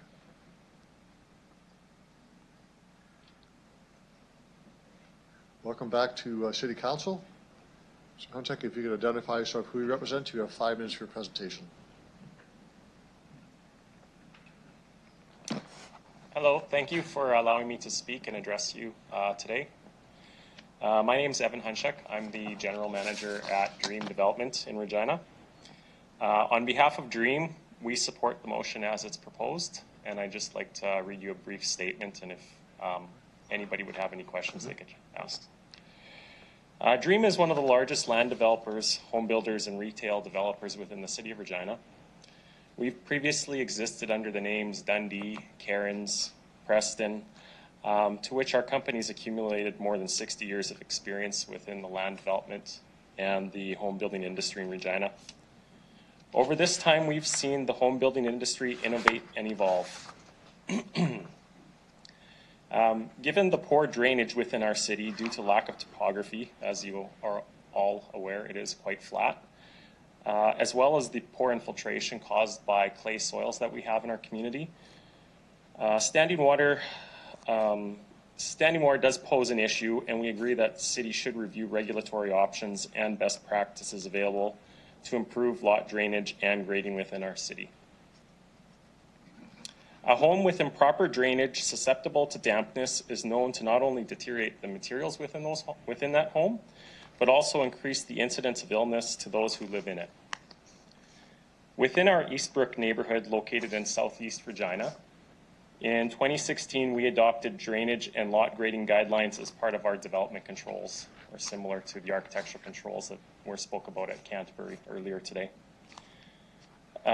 These development guidelines would be pertain to new home builders in addition to architectural controls and minimum landscape requirements. They represented feedback received from new homeowners, builders, as well as our learnings from over the last decade in Harbor Landing, Lakeridge, and Lakeridge Addition. The current regulations within our city are lacking as it relates to enforcement of the drainage design for lots completed by professional engineers, either at the time when the lots are graded during home construction or when the property's landscaped following.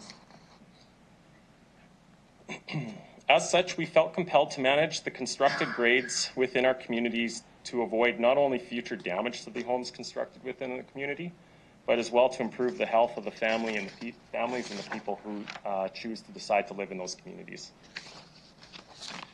To date, the response has been largely positive with the home builders that we work with in Eastbrook, as well as the new residents.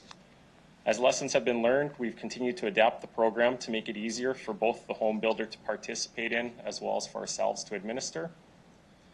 And I would be happy to answer any questions, should there be any. Thank you. Thank you very much for your presentation. There are questions. Councillor Bresciani.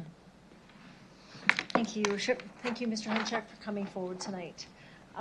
You talked about the guidelines that DREAM uses. Can you just walk me through how they work and how you do it? So what we do is we administer our own grades slip certificate program that we hire a third-party professional engineer to help us manage.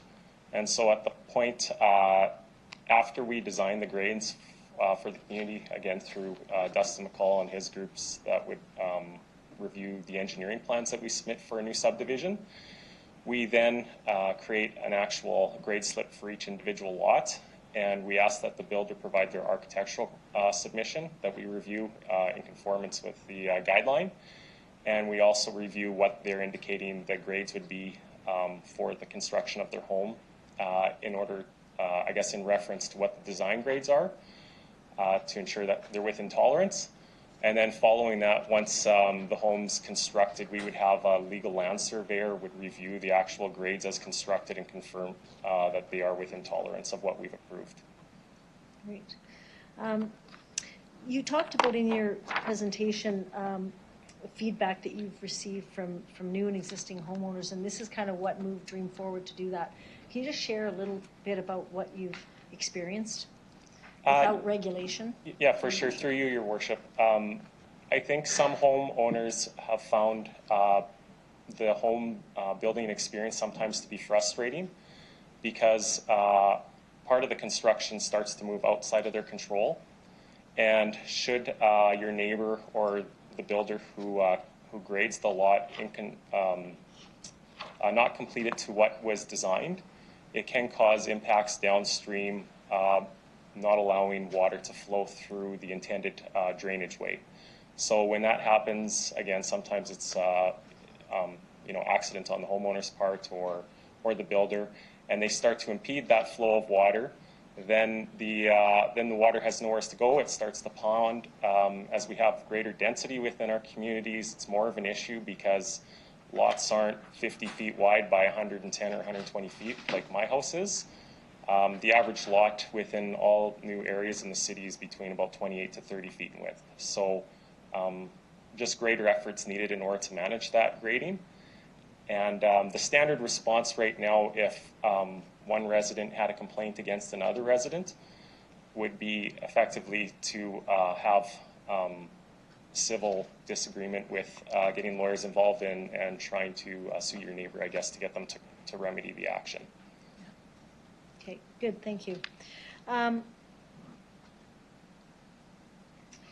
So I was speaking with someone from another city, and they had said some home builders are, because this has become such an issue, some home builders are looking at putting in the landscaping for the homeowner at a reduced price, or so it's affordable, so the grade is kept. Is that something that because I know you guys are all in other cities, but it also helps, it's affordable, they can put it on their mortgage. Is that something that has ever been discussed with DREAM through your worship? Yeah, through your worship, many of the home builders do offer that option where they, just to control the experience, they do the landscaping. Within our development controls, we actually mandate that the year following occupancy, let's say you occupied your house today, you would have until the end of next October to complete the front yard and side yard landscaping. And if you didn't do that, either as the builder or the if it's passed on to the homeowner through the sale and purchase agreement, then we would have the ability to come back and do it with securities that are being held as part of that building program. Good, good. Thank you for coming tonight. That's all I have. Thank you, Councillor Brashani. Councillor Stevens. Evan, thanks a lot for your comments. Something came to mind as you were speaking. Would it be fair to say that the self-regulatory model that is currently in place isn't working? So the city's removing itself from overseeing this particular issue. That's failed. Yeah, through your worship, I would agree at times it is problematic. In other cities in Western Canada, there is more of a formal process, whether it's through real property report in Alberta, that anytime a home would go through a purchase and sale agreement, you would have to have the real property report completed, and that legal land surveyor would review things on the lot, whether it's, you know, your deck or your fence or your buildings, where they're located in conformance to the zoning bylaw that you just were discussing. But they would also review the grading, and if there is issues, that's brought up at the time of the transaction. So those two, the purchaser and the seller, can decide whether they want to negotiate on the deal for one or the other to fix it. Yeah, so there is examples like that in Western Canada in many municipalities. Terrific. Yeah. Through the chair, so my second question then is, from a public interest standpoint, should we be concerned about the caliber of engineers, landscapers, and others who are actually doing this work, considering the scope of the problem, especially in greenfield areas? Through you, your worship, would you be able to rephrase that? I'm not fully... Well, so you've mentioned engineers, you've mentioned landscaping, and presumably landscape experts. It sounds like there's a lack of trust that the public should have and potential homeowners should have about those occupations. So in other words, I can't trust whoever's doing my landscaping. I can't trust all of the other builders. I can't trust all of these different industries that actually put together a new neighborhood to ensure that proper drainage is managed. So it's not just the self-regulation. Is where in this chain is the problem? Is it the actual experts who are doing the building and landscaping? Yeah, through you, your worship, I would say that the professional engineers would have the public's interest at heart. And you know, myself, I'm a professional engineer as well, and I've worked on projects like this when I used to be at a consulting firm. The disconnect wouldn't be at the design phase. The professionals are more than competent, and in fact, you know, the stormwater models that they build in order to protect the public's interest is quite vast and extensive compared to what would have been done in the past. The lapse or the degree to where the issue would probably result would be within following the building permit process. When the city building inspectors review the homes in conformance for the permit itself as to what was approved, it really doesn't go outside the four walls, so it doesn't look at the physical lot itself, and that's where a bit of the disconnect would be presently. Perfect. Thank you very much. Thank you, Councillor Stevens. Councillor Donald. Thanks very much. Evan, thanks for being here. I want to just walk through this step by step, okay? Because I want to understand what it is you're agreeing to. So there's a nice shiny house here. It's finished. In some cases, the front yard is finished. Let's agree to that for now. And it is sloped properly and so on.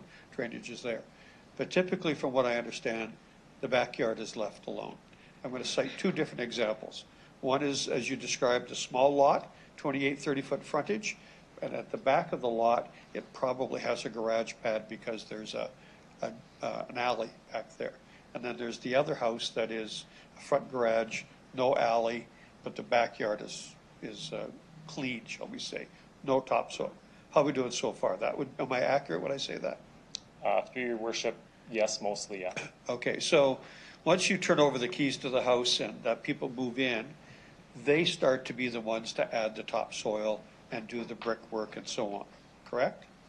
Through your worship, that there is no standard arrangement. The builder may choose to put in the topsoil, or it may be deferred onto the new home purchaser. Okay. Typically in Regina, it would be, I would say more than not, the landscaping is dealt with by the homeowner, Right. It's becoming more normal for home builders to construct the landscaping, but it's kind of one of those projects you get together with your friends over a couple of years, you build a deck, you lay some sod, and people have some beers and eat some pizza, and they get it done. I agree. So if I go back to the 30-foot frontage, the garage pad in the back, garage or not, is it easier for me to landscape that once that garage pad is there? I have now got a house and a pad that I could do something with. And does the alley come into play here, please? Yeah, through your worship, within our communities, the rear garage pad is mandated, so it would be at grade. In the case where there is a rear alley, it would be less challenging to mess up the grades, although it's still possible. But the alley itself would be to grade, the stormwater infrastructure would be in the alley, so the drainage is better.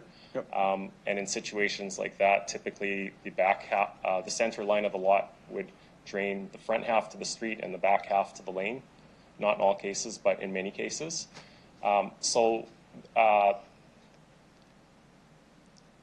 This would help with that, but more so it would help where there isn't infrastructure in the rear as a lane. For example, if you have a front attached garage or some sort of attached home with shared property line along the back, in those cases you'd have catch basins there, and that's where, again, you may have 5 or 7 or 10 lots that drain downhill to the catch basin. Yep. If the homeowner immediately next to the catch basin was all of a sudden to have their lot 300 millimeters higher, basically the water can't flow from all the other lots. It's going to back up. Right, thanks. So I just want to understand what you're agreeing to, because I think at the initial building stage, permit stage, turn over the keys stage, maybe even up to a year later, we're all good. But is it 10 years later now when I've added a garden and I've added a flower bed and I've put in these boxes and so on? What are you suggesting then? Through you, your worship, what I'm agreeing to today is that administration just reviews best practices in similar climates. You know, Winnipeg, Calgary, Edmonton, Saskatoon, and they come back with potential solutions that they could further investigate. But there is very similar challenges in Winnipeg as an example. It's very flat as well. They have lots of clay soil. I don't think the wheel needs to be reinvented. It just has to be reviewed for best practices with some options brought back. Good. Thanks for your clarity.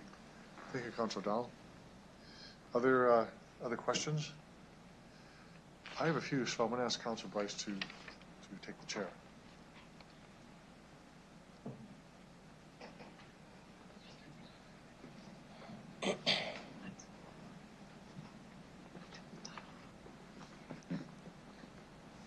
Mr. Mayor?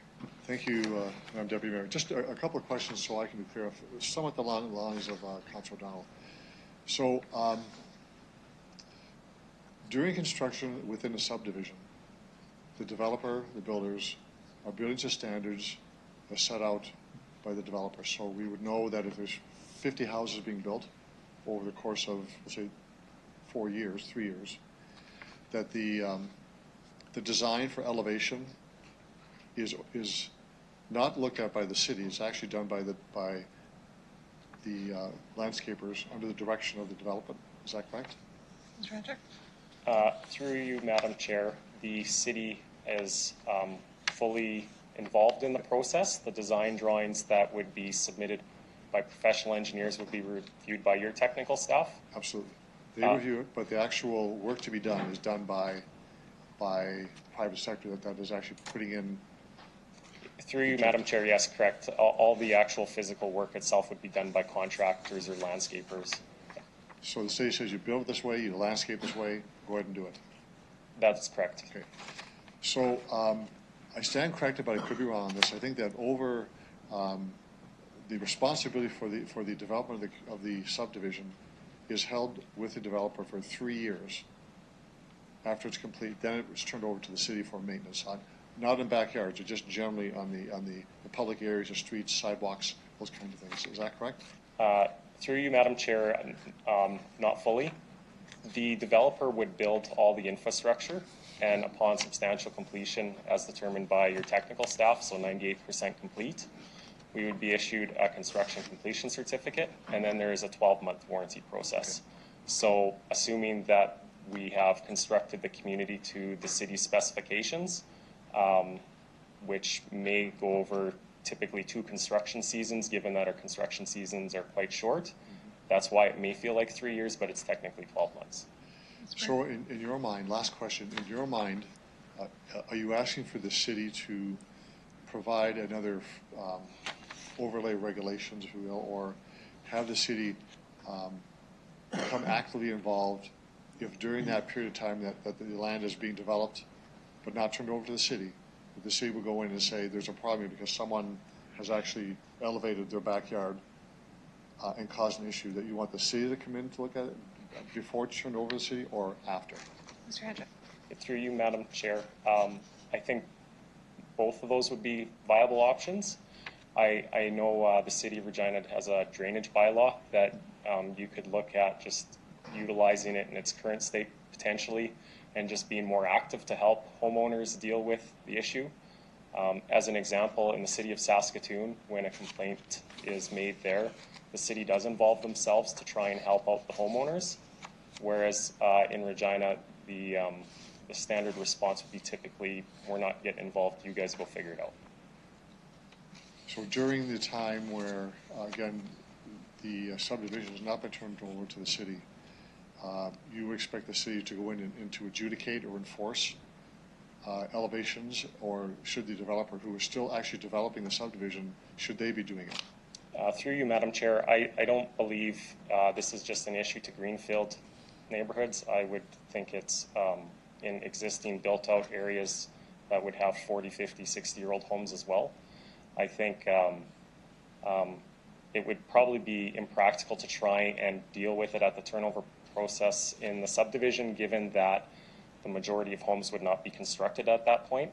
So there really wouldn't be anything to review because the lots already would be to grade as we've graded the subdivision. It isn't until after the construction activity that occurs or future landscaping when it's altered. So the process itself, again, one option could be tied to a building permit or development permit or a real estate transaction. I'm not really here to suggest what should be done, just that I would be supportive that the city admin reviews what options other municipalities do. I appreciate that perspective. Yeah. Thank you very much. It's good.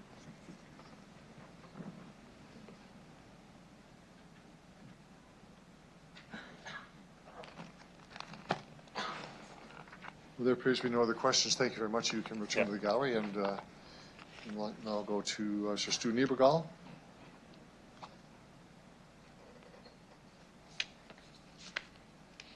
Welcome back to Council, Mr. Niebergall. If you could identify yourself for the record, who you represent, and maybe questions afterwards. Great. My name is Stu Niebergall, the President and CEO of the Regina and Region Home Builders Association. We support this straightforward motion that appears to hold everyone, including homeowners, more accountable to ensuring the neighborhoods and their infrastructure work the way they were designed to. Currently, grading and ponding plans show how surface drainage works in greenfield development and are a requirement of the City of Regina design standards. The plans show that the ground elevation is at the foundation of the home, as well as the corners, midpoint, rear yard and walkout and garage pad elevations. It's all there. We simply need to ensure builders, landscapers, especially homeowners, are aware and accountable. Understand that legal surveyors stake the basement. They use this information in the grading plans to set the main floor of the building. The legal surveyors provide a rear yard certificate to show conformance to the design grades prior to occupancy. Builders are already held accountable to the plans through the city inspection process.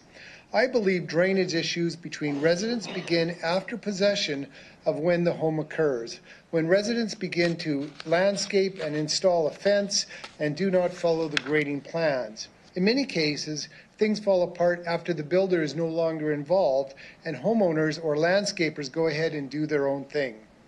We have grading plans that show the design. We have ponding plans that show the potential impact on street flooding. We have a legal survey that confirms elevations for the homeowner, and if we have a bylaw, we have the basis for compliance. Where the RRHBA can align with this motion and work with the city administration is in 3 areas of focus that require communication and education. So creating a better understanding to meet these design elevations that turn over to the homeowner, to help homeowners understand at the onset what the elevations mean and how they need to be maintained, these elevations in their yard, and to educate landscapers and fence builders on the need to adhere to the grading plan and make sure that they do not change or block or modify the drainage path between homes. What the city can add to this collaboration, which we cannot, is enforcement. We encourage you to support this motion, and I can take any questions. Thank you, Mr. Niebegal, for your questions. There are questions. Councilor Bresciani. Thank you, Mr. Nabriel, for coming forward tonight. I appreciate the conversation to help me understand how all of this works. So has there been a concern from home builders? I don't want to say a frustration, because I think owners may come back to the home builder after and say, can you help me, what's going on? Can you just share a little bit about what you've heard from the home builders? Yeah, Your worship? I think years previously, many years ago, there were issues potentially between builder to builder on elevations and things like that. But since then, through the city administration, that process has really been tightened up. And a good example of that is the rear lot certificates. That is set. That is that's exactly where everything should be in place. So once the builder has turned over that home to the homeowner, and going back to the mayor's question to the previous the challenge is in looking to the industry to regulate something that's already been turned over to the homeowner is virtually impossible. The builder, for example, has no right to step on a homeowner's property to make any kind of adjustments or enforce anything, kind of thing. So I think at the root of all of this challenge, and is that the enforcement side around bylaws with the homeowners really does follow to the city administration to deliver on that component. Good. So I think one of the things is that as a city, we ask the developers and the home builders to actually adhere to every grade, to plan the subdivision, to add in all of the other grades. If you can just elaborate the permits, but also the certain different grades that they have to get in order to get it to grade, and then it's turned over to the city. Yeah, that is, again, a difficult question for me to actually fully answer because I'm not an engineer. The previous party, Evan, would have done a much better job. But again, I think the key part of this is as you're going through the whole process of building, again, there are professional engineers for the subdivision design. There are landscapers who are, again, a profession that adhere to a provincial act. So there's nobody in the process, the city inspectors, there's nobody in the process who allows this item to get it, to not get it right at the time the homeowner takes over it. It is that change afterwards. And, to that point, as an example, if you just give me a moment here, I'm dealing with trying to help a builder get through an issue that they've been struggling with several months related to the construction of a home, and it is out by an inch. And they are not able to get occupancy permits for that over an inch. That's the level of rigor that happens to our industry. Yet I believe from personal experience, from a bylaw perspective, the city struggles to ask somebody to move a planter, to move a shed out of the easement area, and I think that is I'm a little bit at times dumbfounded, by this piece. Our city, if I understand it right, tends to take a very complaint approach to bylaws. But I do know there are cities out there that take a much more proactive approach to ensuring bylaws are maintained by the citizens, within the community. And I believe that's where the opportunity here is truly to correct these challenges. In Saskatoon, they do actually have a drainage bylaw officer that goes out and does, checks the grades. And I think just from hearing what you're saying and through the developers, that would be something that Regina and they would support. Yeah, we'd support it. And again, a place where we as an association can play a role in that is, again, I would suggest most homeowners probably don't really understand this when they're taking possession of the home. So we could do, as an industry and as a city, a better job of communicating and educating people on that. And I think in a civil society, the vast majority of people follow the rules when they understand them. But when it comes to, people who see, for example, in this example, their backyard as a blank canvas with no parameters to it. Well, there are parameters, and the parameters are drainage, right? Somebody has to hold that process accountable, and nobody's in a better situation to do that than the city. Thank you. One last question to your worship. You've kind of hit the nail on the head when you talked about communication, because I think there is a breakdown from the homeowner not even realizing that there is a grade.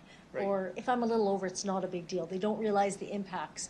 So would Regina Home Builders be in agreement if this was to go through, that to kind of work with administration to even look at some kind of a, brochure? Other cities have done that. Yep. And it just kind of brings awareness to what would be, information for the homeowner and for the contractors too. Yeah, absolutely. Like if we recall back to the landscaping issue from before, we've done exactly that. The city has produced a door hanger to go on doors. We're supplying those to home builders to give to their customers. We're in the process of launching a brand new website as an association. So all that information will be later in September. Will all be up front for consumers to access, both through the city website, our website as well. So yeah, we'd certainly would help in that process. It is in our best interest as an association to make sure consumers have the best experience possible when purchasing a new home. Yeah. Great, thank you. Thank you, Councilor Brashani. Councilor Bryce. Thank you. You've listed in your presentation 3 ways that your association can support the motion if it goes forward. So we already have the grade level stuff in place, and those are sort of what needs to follow. So what are you currently doing to ensure that's followed?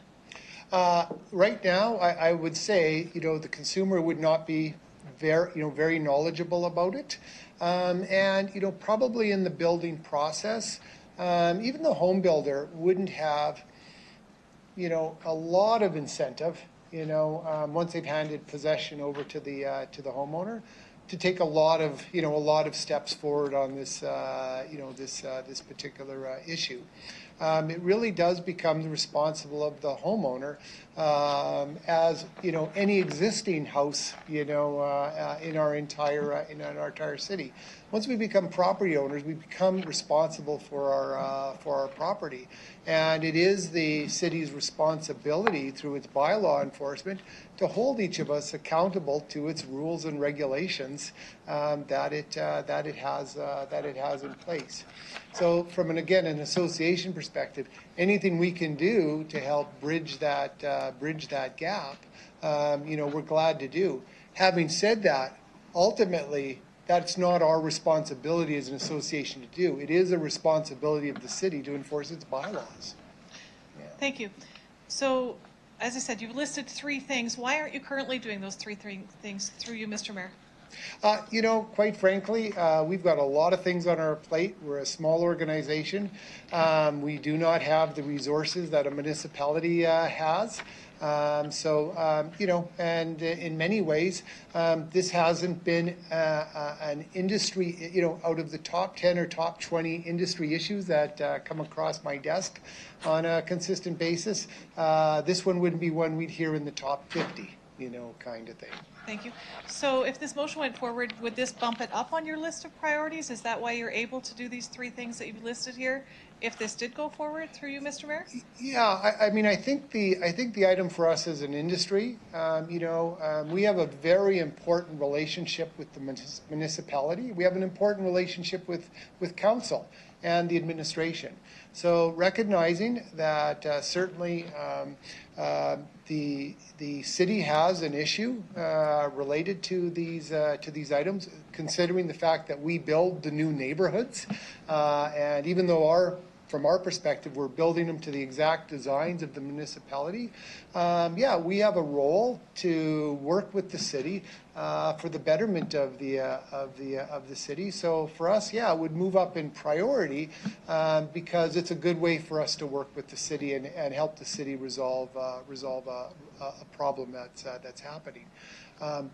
Again, at the end of the day, though, in that collaboration, what we can't do is, again, nullify, again, the city's job to enforce its bylaws related to drainage issues.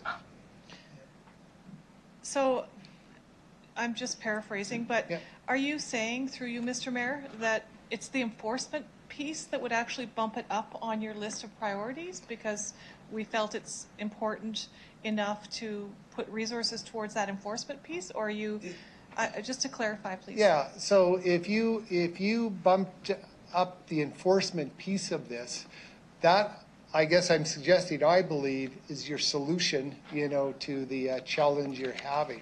The issue around this and the challenges of people landscaping, making changes to their property, to the grade and stuff like that, that is the responsibility of the homeowner to get that stuff right.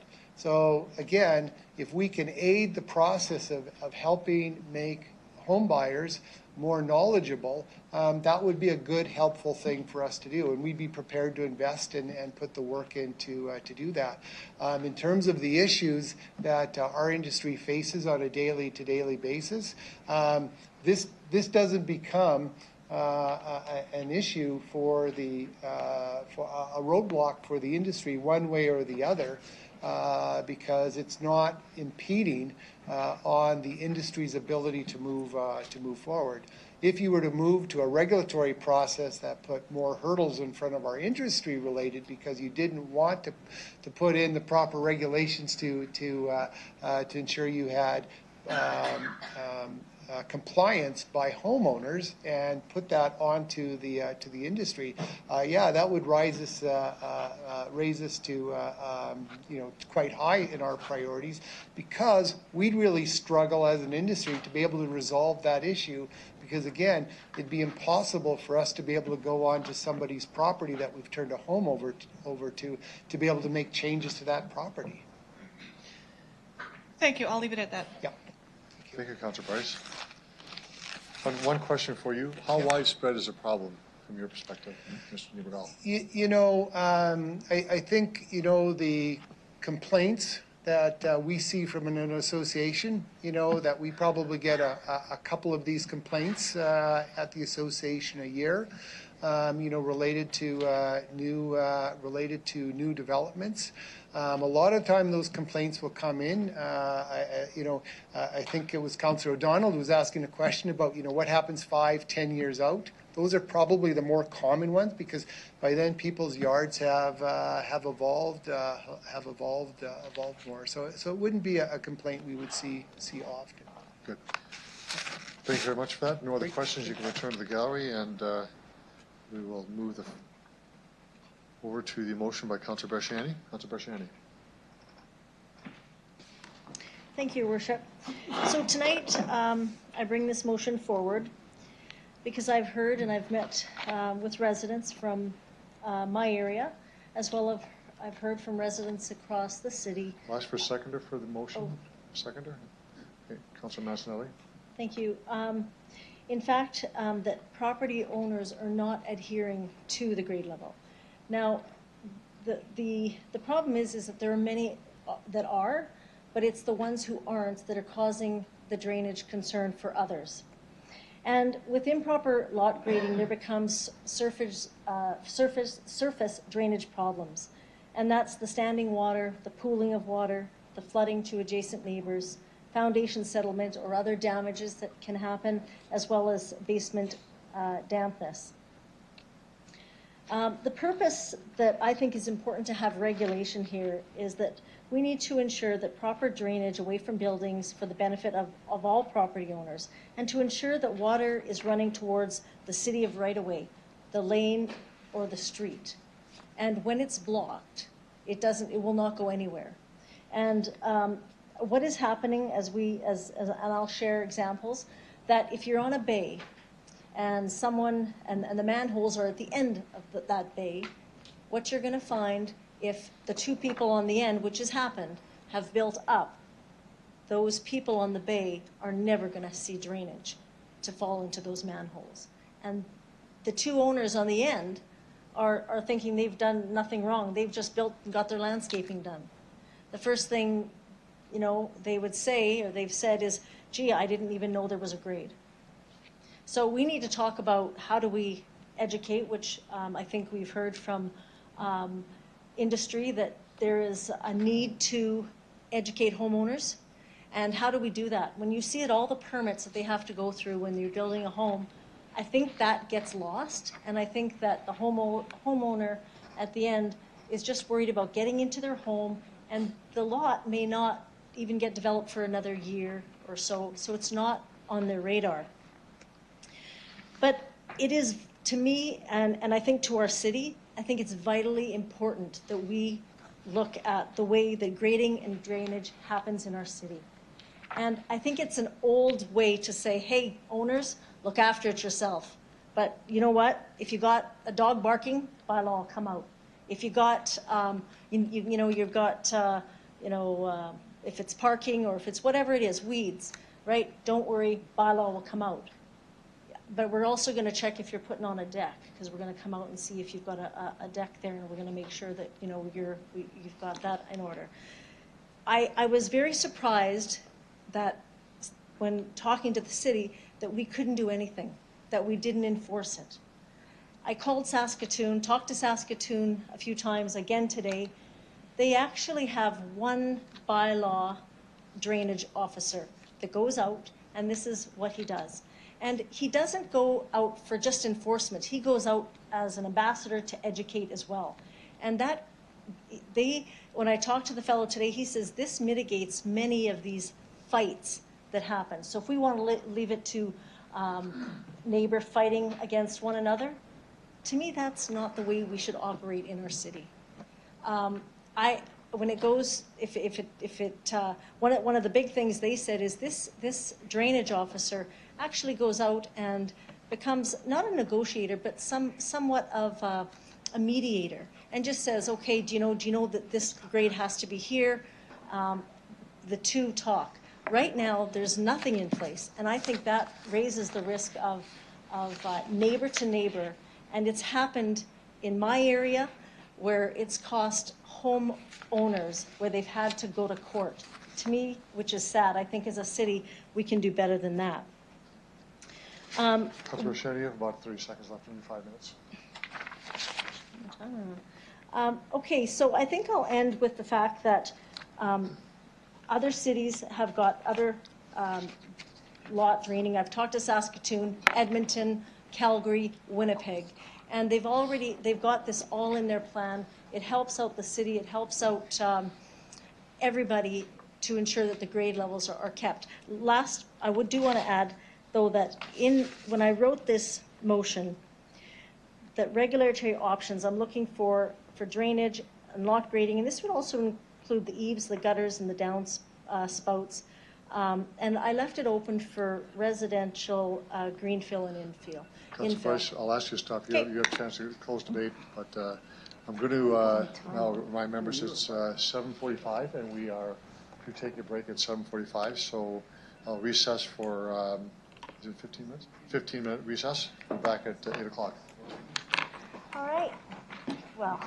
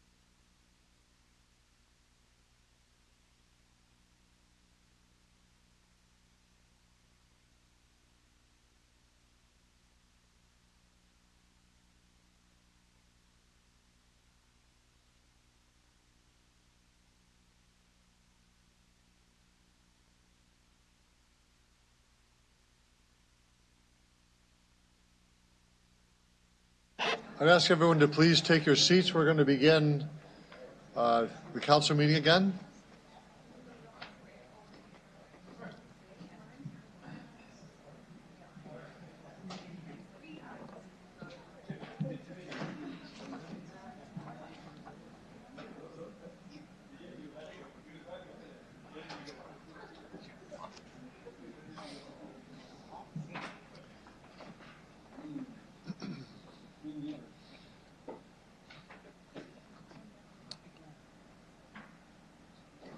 Okay, I'll begin discussion. Councillor Bresciani has started debate, and we'll go to Councillor Young. I just want to reiterate, Mr. Hunchuk brought up the fact that this happens in older established neighborhoods too, so I'm hoping that this covers that when you go forward. I've had several things happen over the period of the last 7 years where people have had really difficult issues of flooding from what a neighbor has done with landscaping. And the city has stepped in to talk sometimes, but they didn't have any tools to do anything about it. So I'd really like to see this cover not just new areas, but we have a lot of infill happening in our old areas, and infill can cause a lot of problems when it comes to that. The other thing is that we have a lot of big easements in some of the older neighborhoods, and sometimes the drainage issue is caused by Sask Power and Sask Energy who come in, and SaskTel, who come in and tear up an easement and don't put it back in place. And I know we then ask them to do that. I don't know whether there's anything we can do about that, but that has caused some difficult problems. So I just want to see older neighborhoods as part of this discussion. Thank you, Councillor Young. Councillor Bryce. Thank you. So we've heard tonight that we have regulations in place. My question through you, Mr. Mayor, to the administration is why don't we enforce these regulations? Ms. Howard. Through your worship. So we do have the regulations with respect to confirming the grades at time of building. So for infill development, at time of occupancy, they need to provide a rear lot elevation certificate, and then in greenfield the same thing. So at that point, it's after, as Mr. Hunchuk said, when somebody comes and does their landscaping, that it becomes an issue, and that our process right now is between the two landowners. Part of this motion will explain the, if it's approved, a report on the enforcement and some of the challenges and things that we would need to overcome to be able to enforce it properly. Okay, so we do get complaints about this. So what do we do as a city when we do get a complaint about or a neighbor-to-neighbor conflict regarding drainage because somebody's put in a new garden in their backyard and now the neighbor's got flooding? So what do we as a city do when we get a complaint like that? Ms. Harlock? Through you, your worship, we'll talk to the person complaining and ask if they've spoken to their neighbor to see if they can resolve it that way. We don't usually get involved any more than that at this point in time, just because of resourcing. Okay, so we have lots of regulations in the city. A lot of them are enforced by complaints. So we have complaint-driven enforcement. Why don't we do the same here? Through you, Mr. Mayor. Ms. Harlock?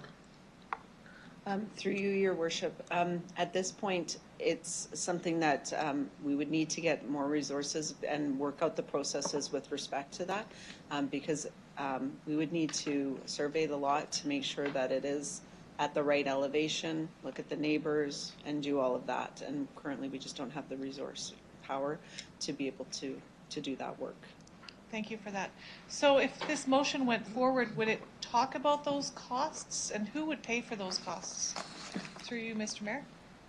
Through you, your worship, that would be part of what this motion and report would come back, is outlining all the enforcement options, the costs, and any implications with respect to that. And we would talk about the costs and where we could, where those costs could be recovered or not. Thank you. How many complaints do we get annually about drainage from from this type of an issue. Ms. Hawryluk? Through you, Your Worship, just based on service requests that we've received, from lot elevations from January 1st to today, we received 10, and drainage concerns from January 1st to today is approximately 15, and last year it was 30 and 17 in total for the whole year. Okay, thank you very much. Thank you, Councillor Rice. Councillor Hawkins. Thank you, Your Worship. I rise in support of the motion. I appreciate the hard work that Councillor Bresciani has done on this and the information that she's brought to Council. For my part, I've received, through my 7 years, a number of complaints out of Harbour Landing dealing with just the situation that Councillor Bresciani has described, situations in which people have gone in. Through the years, they've altered their backyards usually, and it's created flooding and drainage problems. I also, in Old Lakeview, have had a number of complaints dealing with situations in which the combination of inadequate eaves troughs and downspouts coupled with altered drainage in property has caused a neighbor's property to be flooded. So I think, and I also note the concern that 50 people have complained directly to the city. This seems to me to have identified a problem which other cities have dealt with in one way or another. So for that, all of those reasons, I think the report is timely. I want to mention one other thing. The standard response here is this is a private complaint between two neighbors. You should go out and hire a lawyer. A lawyer will talk to you about tort law and riparian rights, and that is just a totally inadequate answer or remedy for this kind of situation. It's expensive. Neighbors understandably don't want to sick lawyers on their neighbors. They feel awkward doing it, and the process which the court process initiates is expensive, time-consuming, and not appropriate to this kind of problem. So I think that a report is necessary here to see what the city can be done, and I'll be supporting Councillor Bresciani's motion. Thank you, Councillor Hawkins. Councillor Stevens. Thank you. I just need confirmation from administration about a point that Councillor Hawkins and Young had raised. So this isn't just about grading, new development, everything from leaves that fill up an eaves trough, eaves troughs that aren't there. This is the scope of where this motion is going, correct? Ms. Hawryluk? That is correct. We'll bring a fulsome report explaining all issues that are related to drainage on a site and how drainage leaves the site. Perfect. Thanks. Councillor Fundera. Thank you, Worship, to you. We do have, we're talking about eaves troughs. We do have, there is a bylaw, because if you, someone, let's say, I drain onto Councillor O'Donnell's yard, he calls and you come in and you tell me not to do that. So it's something, I'm hearing with this motion, you're going to be looking at that. That's already there, isn't it, to your worship? Ms. Hawryluk? That is correct. The Regina Community Standards Bylaw does have a section in it that does talk about downspouts shall direct drainage a minimum 1 meter away from the foundation and to the front and rear of the lot. So that is in the bylaw, but what we'll bring is just a report on how this works, enforcement, just a fulsome discussion about all of the issues. Okay.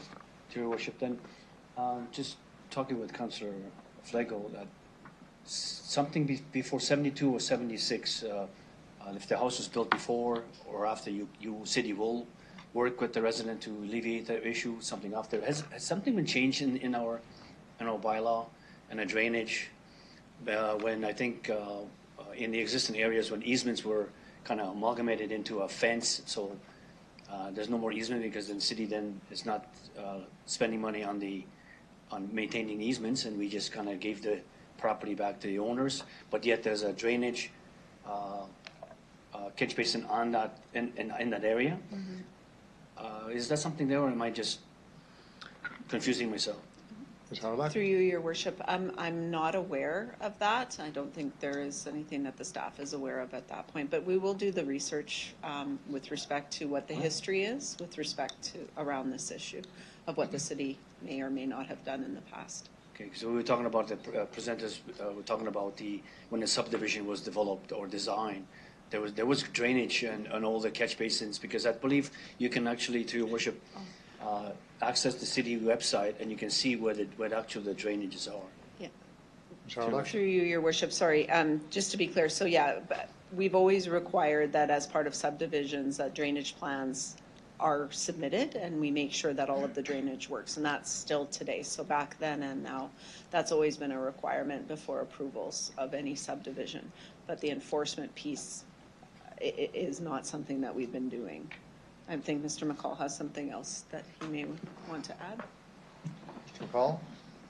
Through you, your worship, you're correct. I guess as Ms. Harlock indicated, as records get older, it's more difficult to discover those subdivision plans, and that's probably what you're alluding to. In the 70s and earlier, as our records get older, it's harder to find those initial grades to compare it to. So we do get a little more involved with infill development that's older to help the applicant or the developer come up with a grade system that works for them.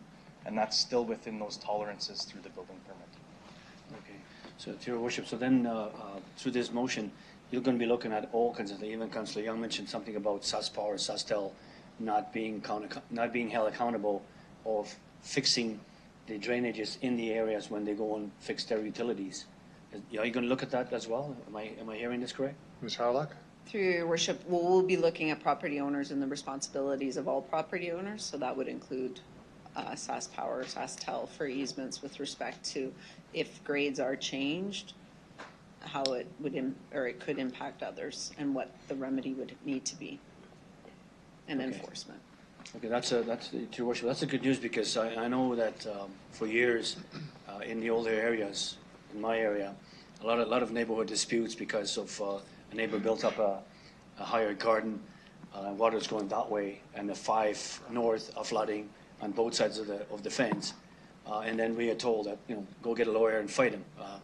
It's been difficult. I mean, that's one of the more difficult pieces that I've dealt with, because we cannot, as a city, do anything to alleviate and I believe I did ask that back in 2010 on the budget side.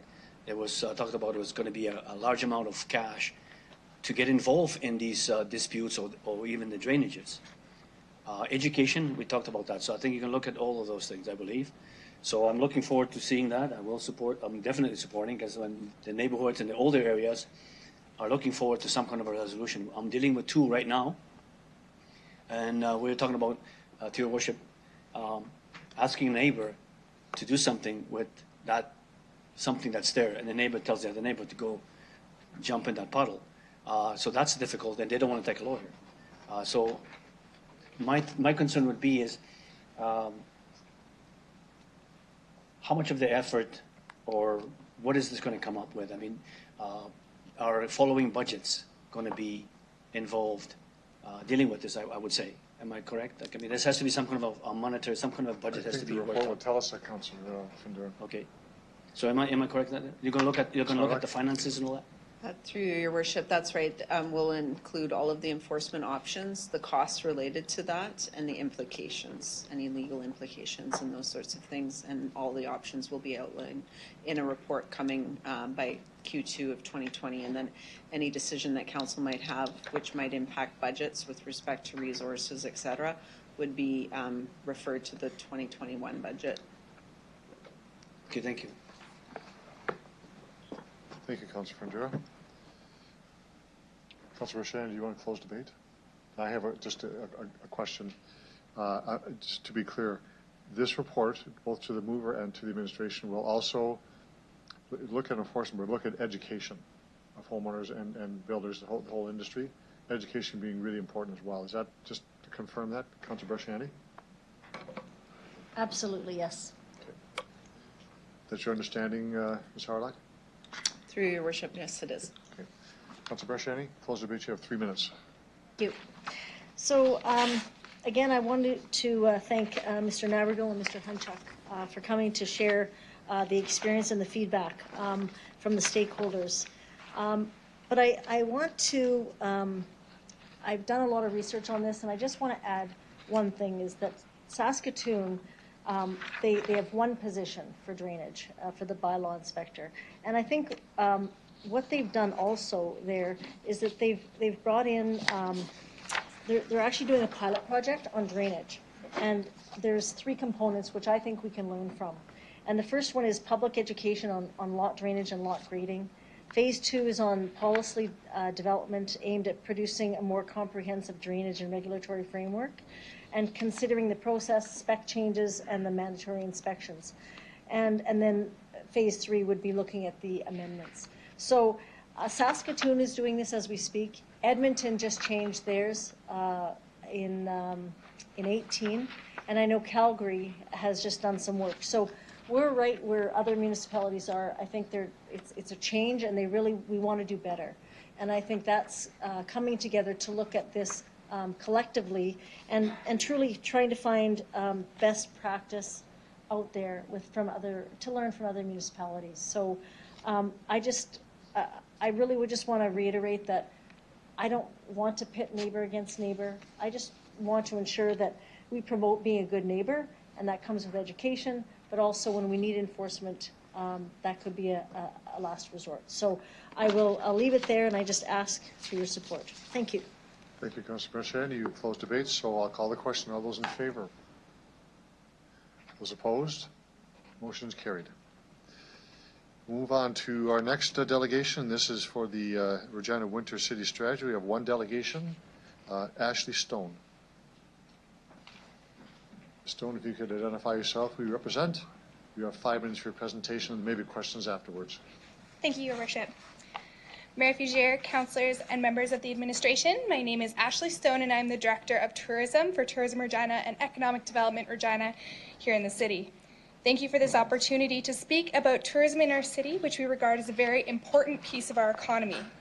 In 2018, Regina welcomed some 2.48 million visitors, which is at an all-time high to our destination, but not yet at our long-term goal of 2.5 million and climbing.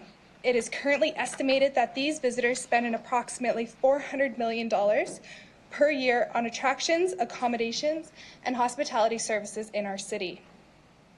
Tourism Regina works with a broad spectrum of stakeholders in the community to assist with the long-term growth and prosperity of our tourism industry. Tourism is multifaceted, with visitors coming to Regina for recreation, business, professional conferences, trade shows, and for special events, as well as coming into town for medical and health appointments. Regina is a vibrant city on the rise, which can be seen in our developing neighborhoods, public spaces, attractions, and the events as well that feed into this economy. As tourism and economic development are intertwined, our organization continues to look for opportunities so that our community can continue to grow and prosper. This November, Tourism Regina is happy to present our 2nd annual Collaborate and Connect Industry Development Conference, a day of networking, education, professional development for all players in the tourism and hospitality sector in Regina. We also continue to work with stakeholders towards the development of a long-term tourism industry strategy. In terms of the motion before you, we have a passionate and engaged community. Tourism Regina stands with you, ready to work with everyone who wishes to grow winter in our industry, and we believe that continuing to support the development of events, conventions, and experiences in our destination throughout the winter months, we can keep the community and the visitors engaged with authentic offerings as an entire destination. We look forward to investigating with the city in the development and amplification of economic growth surrounding the destination in the winter months. As a winter destination, we will need to have a greater understanding of the existing experiences that local businesses and community partners have already started to put into action. Thank you for your time, and I can answer any questions. Thank you very much. There are questions. Councilor Brasciani. Thank you, Ashley, for coming forward tonight. So if you just want to share from the tourism piece, why this excites you so much. I know when we met, you were excited about this. Can you just share a little bit of why you think this would be great for our city? Yeah, through your worship, I think that there's an opportunity to not only look at our destination as the the 4 months that we have of warm weather where people come for rider games and all these lovely activities that do go on in the summer, I think we need to really look at everything that is authentic in our destination and come to grips with the fact that we have winter for 8 to 10 months of the year and embrace it and really start to promote that as a authentic experience as a destination. Great. Through your worship. So now, do you think that there would be an opportunity for tourism to look at doing some, video or some, also, some great photos that look at the joy of winter rather than the frigid winter? Was there something that, tourism would consider if this passes, through your worship? Through your worship, yes, absolutely. There is always opportunity to better capture the positive experiences and things going on in the city that not only show the warm, lovely summer months that we have, but also fall, spring, and winter months and the experiences that are available to visitors in a wide range. That include, and when I'm speaking of visitors, it's not just the traditional visitors that come into our destination. It includes things like visiting friends and family, business travelers, convention goers, and events. So it's quite a broad spectrum that we're talking about when we're talking about the destination. And one last question through your worship. You had talked about maybe applying for some funding, or some funding could maybe possibly be available. Can you just elaborate a little bit on that? Yes, so through Western Economic Diversification, through your worship, there was opportunity to apply for funding through that program. When it was released, we had a 48-hour turnaround, so it was quite quick. We were successful in the application, but they came back to us with a stipulation that we weren't allowed to build a strategy. They wanted us to strictly focus on creating product.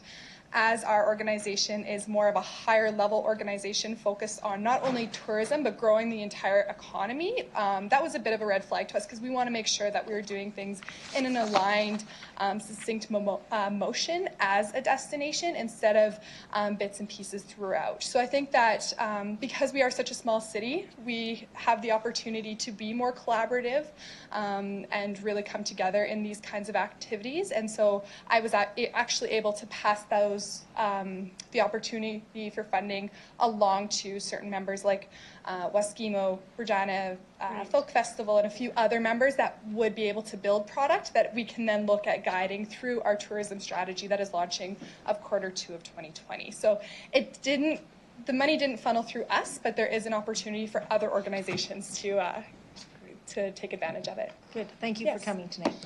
Thank you, Councilor Brashani. There are no more questions. Thank you very much. You can return to the gallery, and we'll now look at motion number 1911, which is developing a Regina Winter City Strategy. Who would like to introduce that? Councilor Brashani. Thank you, Your Worship. I want to say thank you to Councilor Findura and Councilor Stevens for co-authoring the motion. Let's see if you get a second first. Oh, sorry. Councilor Findura. Thank you.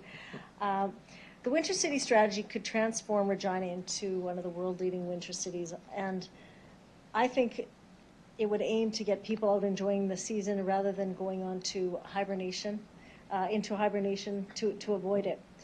It gets people out and excited about our winter. It would create opportunities to enjoy and embrace our winter and to be active year-round. Councillor Findura and I had attended the Winter Cities Conference in Saskatoon this past year, and it was actually inspiring to hear the things that they were doing to adopt the Winter City Strategy. I had shared a video with my council colleagues, and it was titled For the Love of Winter. And it really brings out the vibrancy and the passion of what we want for our city. And I'm not sure if you haven't had a chance to look at it. Edmonton did a great job. And I think we attended the conference, and they had speakers there from all over the world. And they talked about architectural design. They used light to animate winter, and they also used sculptures. But they also, in Saskatoon, they actually did an igloo, and you could go there and have hot chocolate or mulled wine or whatever you wanted, and it became a real gathering place for people. They were skating by or walking or skiing. So there is an economic impact here where businesses could remain all year open or avoid layoffs. And I think we can learn as we see that Edmonton adopted their strategy in 2012, and they now, a year later in the city, accepted the strategy, and they have become and reached their goal is to be a winter city. 7 initiatives that they talked about or they did. They encouraged 4-season patio culture, creating a winter excitement guide, which we've already got, or we do, free ski and snowboard experiences, front yard in bloom winterscapes, pilot project for lighting heritage buildings, Winter City Shake-Up Conference, that's what we attended, and it would be great to be able to host that at some time. It's held every 2 years. And it talks about winter living, business, urban design, and culture and wellness. They talked about winter festivals to kind of create that whole atmosphere. My hope is we consider a winter strategy, since we would consider improving the pedestrians, the cyclists, the public transit users, and changing the way communities are designed with winter in mind. How we gather and come together to celebrate winter, and that was kind of shared in that video. We have events here in our city. We have Waskimo. They do an amazing job. We're going to be hosting the hockey game and a few other the hockey game, which will be awesome. And, Tourism Regina will be capturing photos and embracing the joy that we see in those. I guess, just in closing, I'd ask that council consider this. We're just asking for them to go out and find out what other cities have done. And again, with Edmonton, I can't find but with Edmonton, and see what they can come up with as far as solutions, engaging the partners here that we've got in our community to come up with a plan for a winter city strategy. I ask for your support. Thank you. Thank you, Councillor Brasciani. There are speakers. Councillor Young, you're first. Thank you, Your Worship.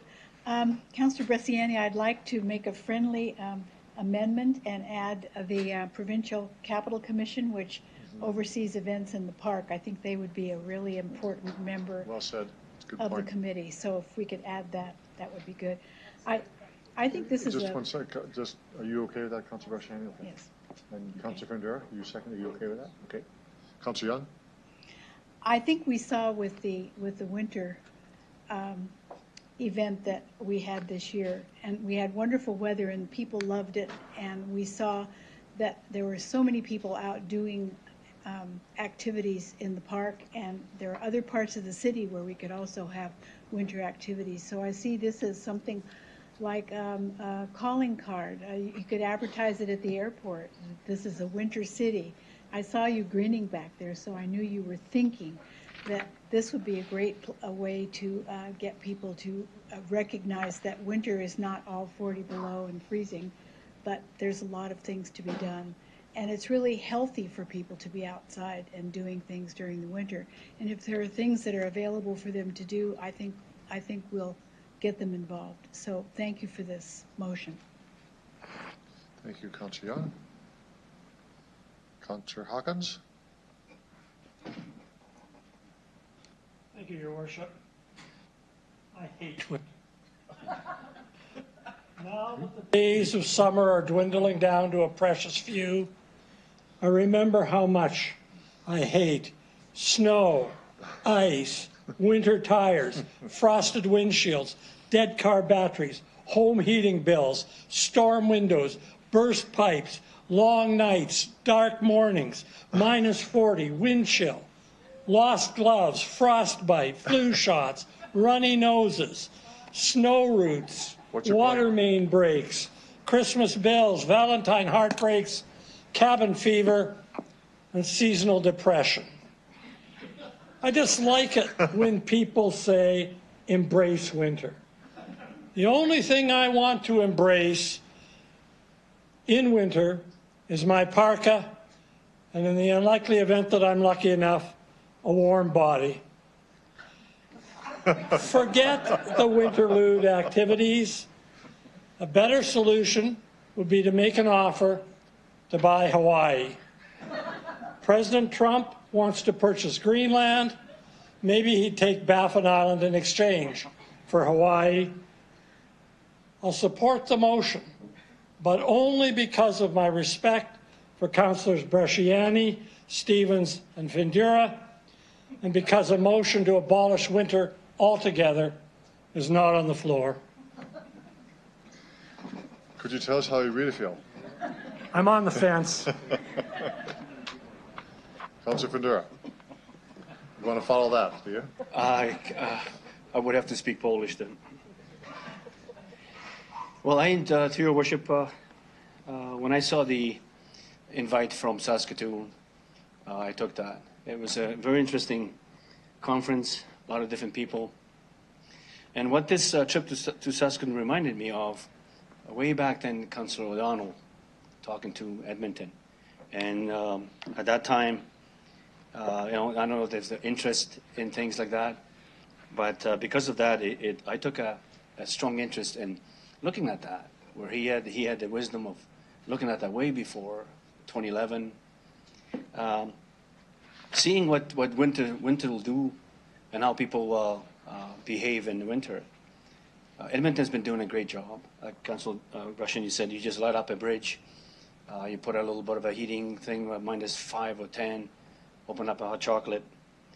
I think it's good for business to keep everybody moving, right? Because it's I mean, you see a lot of individuals out there -40 and they're on a bicycle.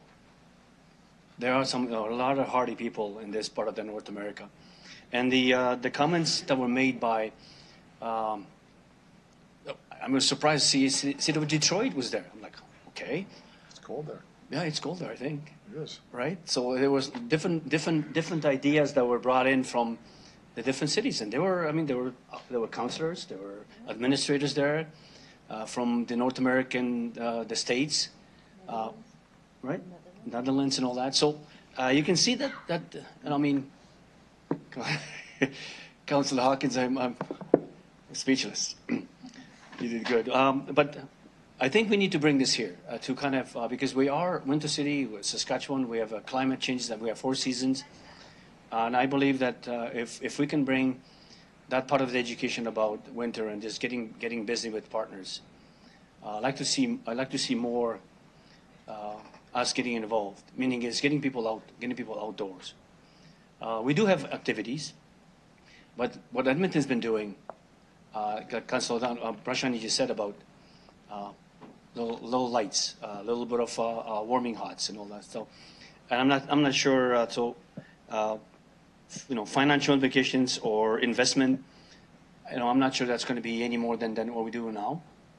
And again, I said before, it's good for business, and there are partners out there. I mean, there's a community that will get involved once you bring something like we've got all the businesses, you got EDR, you got tourism, you got hotels, you got airport. Everyone is trying to pitch in to bring the people here, right? And destination. So we have a mountain here that we can build a ski hill too, right? And we're building it big enough. So Your Worship, I'm not going to go too far. I put my name on that because I believe that we can deliver a good service, good program here for the citizens of Regina to enjoy it. So I will definitely support this, and I appreciate Councilor Brashani bringing this up and involving us and going up there. And again, I just want to give a little kudos to Councilor O'Donnell, and he was at the forefront in 2011, I believe, or 12, and all that. So thank you. Thank you, Councilor Findura. Other speakers? You want to close debate? I would like to speak for a moment.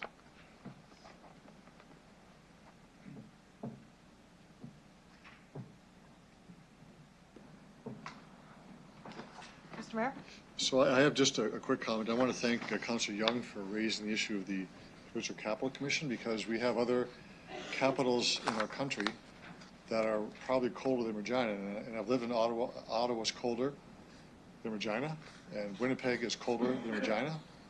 And their capital cities, they may have other ideas to bring to this as well. So I support the motion completely. I just want to make sure that we do include our Capital Commission. They have both resources, perspective that can add more complexity and diversity to the idea itself. So I support the motion. Thank you.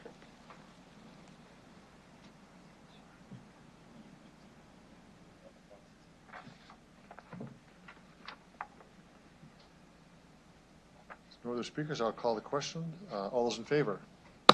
Opposed? Carried. So we'll move on to the additions to our council. This would be a brief on the Airport Authority. And so we'll go to Gerald Bone, I believe, is the delegation here on the Airport Authority. Welcome to Regina City Council. If you identify yourself, who you represent, you have 5 minutes for your presentation, and members of council may have questions afterwards. Thank you. Good evening, Your Worship and members of City Council. My name is Gerald Bowen. I represent a group of loosely knit business people in Regina who are all frustrated with trans-border access to airport travel to the United States. I was born in Saskatchewan, grew up in Regina, graduated from the University of Regina, and presently live and work in Regina. I travel frequently to the United States, and during my travels, I actively promote this lovely city. I am a frequent user of the facilities at the Regina Airport. Regina is the only provincial capital in Canada that does not have a connection to a U.S. business hub. Southern Saskatchewan is one of the largest export-driven jurisdictions in all of North America, and the lack of a trans-border connection to the U.S. prevents economic growth. A trans-border connection to the U.S. hub is extremely important for economic growth. Having a U.S. hub opens economic options for businesses. It allows for investors to come to Regina for business development opportunities. If Regina does not serve business interests, it does not serve the economy of the region. On a personal note, as I travel in the U.S., I meet business people who say to me that without a flight to Regina, they are not going to do business here. With only 2 Canadian airlines serving Regina, I have found there to be a lack of convenience and a monopoly on fares that have prevented competition.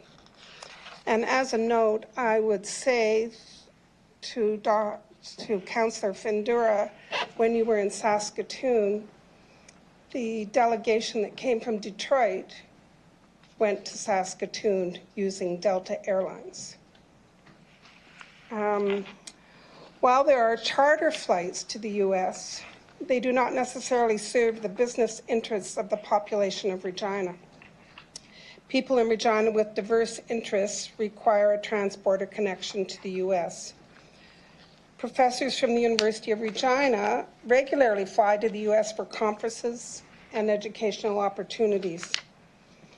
Physicians and researchers regularly attend research conferences in the U.S.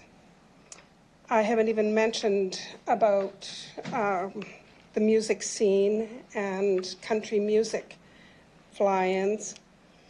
And there are a full load of hunters who have been coming to Saskatchewan for many years who are now flying into Saskatoon.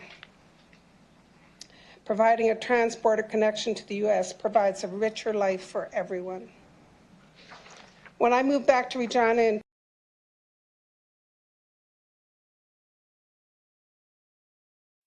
Regina, Minneapolis, Chicago, and Denver, I have taken all 3 routes and favor the Minneapolis route for several reasons and that I will outline here.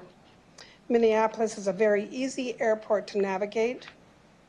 It is a well-run airport with a very few delayed flights, has excellent direct connections to other major U.S. cities, has friendly customs and immigration workers, and Minneapolis certainly knows how to handle winter weather. Ms. Bowen, you have 1 minute left in your time. When Delta pulled out of Regina, I wrote to Delta Airlines along with other members of the group of loosely knit business people in Regina. My first 2 letters were met with a return form letter. After my third letter, I received an immediate response from the president of Delta Airlines by telephone. He promised that the request for reinstating a Delta connection would be forwarded to their strategic planning department. When City Council approves this bylaw for tax exemption for the Regina Airport, I will be contacting my new friend, Ed Bastian, the CEO of Delta Airlines, to let him know. I strongly support a transporter connection to the U.S. no matter which business hub to allow economic opportunity to flourish in southern Saskatchewan. Ms. Bowen, I have to stop you there. Just 5 minutes. We've got the rest Thank of you. your report in front of us. I've been waiting patiently, yes. Thank you very much for that. Other questions of the delegation? Councillor Donald. Thanks for being here tonight. You caught my attention by being able to get the president of Delta to call you back. So is there a trick that I need to know how you did this and so on? Any tips I can have? Thank you for asking. I read the Wall Street Journal, and he was quoted in the Wall Street Journal. I did an online report like you are supposed to do. You can't talk to anyone. Right. Did an online support and quoted him back, his statement about being sensitive to customers, and caught his attention. Good for you. I appreciate your comments that you make, and I appreciate the support for being here tonight. I wonder, maybe I'll make a statement this way. I think part of the reason that why we lost service before was the difference in the dollar and then therefore less people using it. Do you have any comment? Because the dollar's not very good right now. And so we're approximately 35, 38% different. Do you comment about that from a commitment point of view that you would see people handling? The dollar was the same amount in Saskatoon, and they kept Saskatoon. Okay. They kept the flight to Saskatoon. This is the capital. This is where there's a lot of economic activity. The load factors, from what I understand from talking to people at the airport, right, the load factors were high for Delta Airlines. I can see the only reason that they kept Saskatoon and not Regina was related to economics. Okay, good. Thanks for your thoughts. Thank you, Councillor Donald. Thank you very much for your presentation and answering questions. So we'll move now to report 19-77. This is from Executive Committee. Request for exemption for the Regina Airport Authority. Councillor Bryce. Thank you. I move CR 19-77, which as outlined, it is the request for exemption for the Regina Airport Authority. Do you want me to read the recommendations? I'll get a seconder first. I'll get a seconder. Okay, Councillor Fundura, go ahead. Thank you. That council provide a conditional grant in the form of property tax exemption for 5 years to the Regina Airport Authority Incorporated for the airport terminal located at 5201 Regina Avenue. Part 2 is that the tax exemption be provided for in 1, be subject to the following conditions. That the Regina Airport Authority obtaining and retaining an airline to commit to a daily year-round U.S. hub service by the end of 2020. B, that the annual increases to airline fees charged to service providers by the Regina Airport Authority not exceed the Consumer Price Index for Regina as released by Statistics Canada. And C, that the Regina Airport Authority ensure that during the term of the tax exemption terminal property, there are no outstanding taxes owing by the Airport Authority.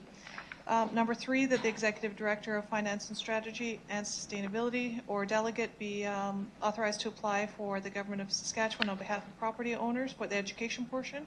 And C, that four, that City Solicitor be instructed to prepare the necessary agreement and bylaw. Thank you. Thank you, Councillor Bryce. Other speakers? Councillor Flegel. Thanks. I rise in support of this, and I just want to clarify that I think that about 3 years ago, we made a mistake when we took the exemption away because I didn't support that. And I think it not that it hurt us and crippled it, but it didn't show a good direction from the city's point of view that we weren't supporting the airport to maybe sustain or bring back more airlines into our city. When we talk about the growth, and I remember when Jim Hunter was CEO, he waved the big banner once we hit the million of passengers in about 10 months, I think it was. First time ever. First time ever. And we had a big fanfare at the airport. We had a big thing. And then, however many years later, because we were successful, all of a sudden something happened and we lost all our airlines. Hopefully we can turn that around with the new CEO and his executive and the board, because I know they're working hard to make this all work better for us because, hey, they live here, they want to travel, they want to go. Yes, Ms. Bohm, you're right, there are charters, but they only start in October, November, and they're done in March. So getting to Orlando and getting to Palm Springs and Mexico, etc., Phoenix, those are only available in the winter months, and we've just had a motion that Councillor Bresciani wants us all to stay here in the winter. So it's kind of an oxymoron. We want to be able to go away, but we can only go away in the winter, but yet she wants us to stay when it's 40 below. So we need those flights during the day. We need those flights for business people. And everybody always thinks that when you have the airport, it's for people to get out of Regina to go do business. But the big key factor that we forget, and that was one of the things I heard, is what about all the people that want to come to Regina to do business, and now all of a sudden they got to go from Vancouver to Edmonton to Calgary to Regina? They're probably going to go, geez, you know, I'm just going to stay in Edmonton or Calgary and forget about it, or Saskatoon and stay there. And we're always in a friendly competition with Saskatoon. We are an international airport with a very limited amount of international flights, November through March. So hopefully this will help. Mr. Bogus, it's time to, if we get this approved, it's time to put pen to paper and rubber on the road and make it all work. So I'm hopefully you're going to be successful. Thanks. Councillor Bandera. Thank you, Worship. To you. So now when we do set up the Winter City Conference here, we'll be able to accept our guests straight to Regina. And so that will be one of the plans to keep this thing going. And as a community, we put tax money to a lot of things. We ask citizens to put up cash for all kinds of different things. So this is looking at as a greater good to the not just the city of Regina, but to the surrounding area. It's the greater what's the word? It's the Polybuttes and the 100 kilometers in radius. That's going to impact, make a big impact on the community. So let's say someone from Mujia wants to fly out. That's only what, 25 minutes, 30 minutes from Regina. And I think talking about good rates on parking and all that stuff. So plugins involved, correct? So I think it'll be good for. Well, I think it is good for business. I mean, we are telling, we're hearing from the economic diversification, looking at the hotel associations and all that. And just the fact of the Winter City, and I was told that this individual flew straight to Saskatoon from Detroit. They were asking that question. There was a fellow from Buffalo, I believe, and he said he had to fly. I can't remember where he flew. So I wasn't able to tell him how is he going to get to Regina from Buffalo for the conference. So it's a whole day flight or more, and it's very expensive. So I'm definitely in support of this. I mean, as a community, we need to look at how the future is going to, how we going to build the future, and everyone has to kind of. I mean, it's not easy to put on taxpayers' dollar to things, but in the long run, I think this is the winner. So, Your Worship, thank you. Okay. Councillor Bresciani. Thank you, Your Worship. I too rise in support for this. I think we've talked about this for a bit. One of the biggest things is I think we are the capital city. We need to have routes in and out of this city. I think I shared this when the the Golf Open came here. That was one of the things that I had heard about the players trying to get out to their next stop to play golf. They were, once they knew that they were not doing well, they were on their phone trying to figure out how to get out. And it takes time. And of course, one of the other things is that residents, and I hear it often, is that why can't we get more flights here, right? Why can't, and why Saskatoon can. So I hope that we get to work, get that here. And I think we're going to be hosting many conferences coming, as Councillor Findura indicated. And we want this for not just conferences, but economic development as well. That's a key player. First thing people say when they move here, or they're considering move here, they look at how can they get in and out, because this is going to be their home, and they don't want to have to pay an arm and a leg, and they want to have connections. So those are key factors. So I support this, and would appreciate feedback as to how it's going. Thank you. Thank you, Councillor Brashani. Other speakers? Councillor Brashani, you want to close debate, so I'd like to say a few words.